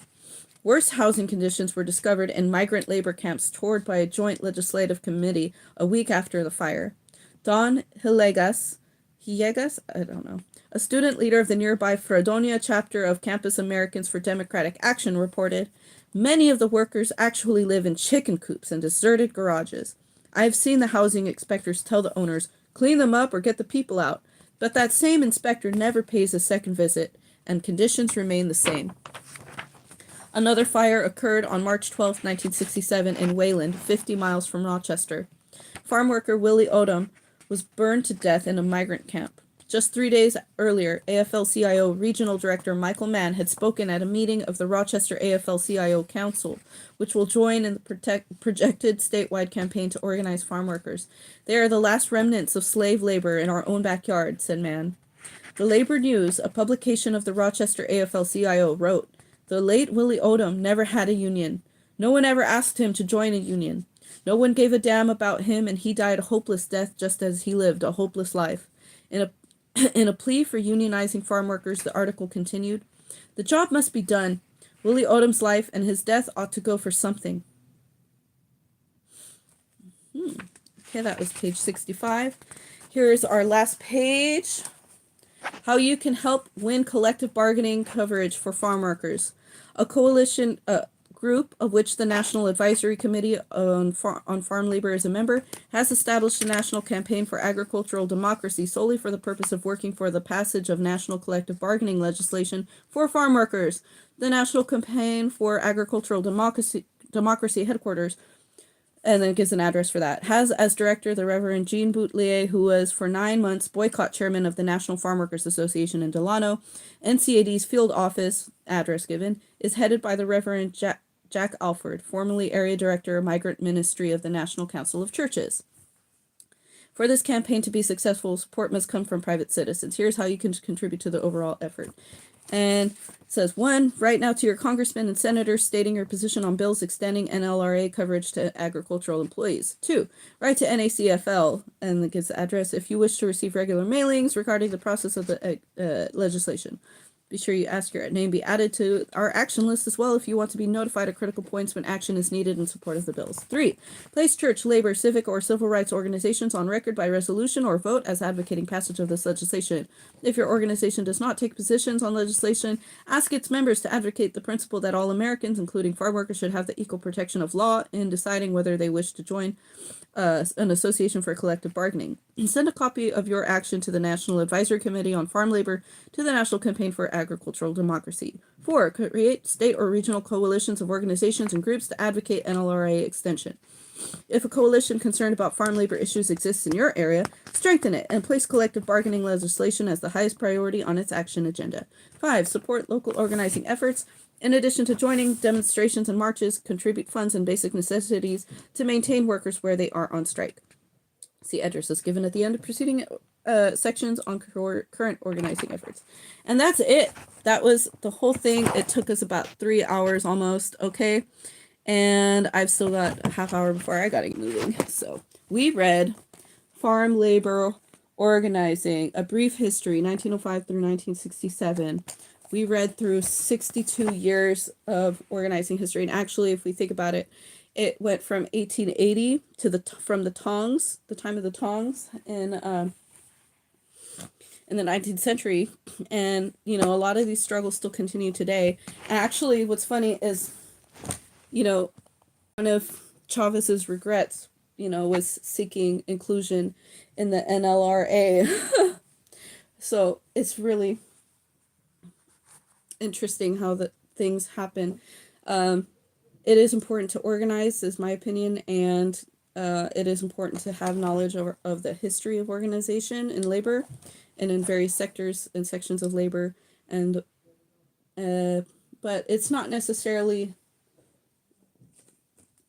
the thing to form a union to be subject under labor laws that can sometimes actually be restrictive to the ways that workers are going to advocate for themselves. Okay, so I think that there's a lot of changes that need to be made in the way that unions are organized, administered, and the way that they sometimes can be just another brick in the wall, if you will, another cog in the machine, and kind of like colluding with exploitive employers and an oppressive system that seeks to just like exploit people as much as possible. Anyway, thanks for much if you watched this whole thing, or if you tune into parts that were relevant to your curiosity. Thanks for popping in and saying hi on the live. I'm gonna get off now. We are done. Thanks.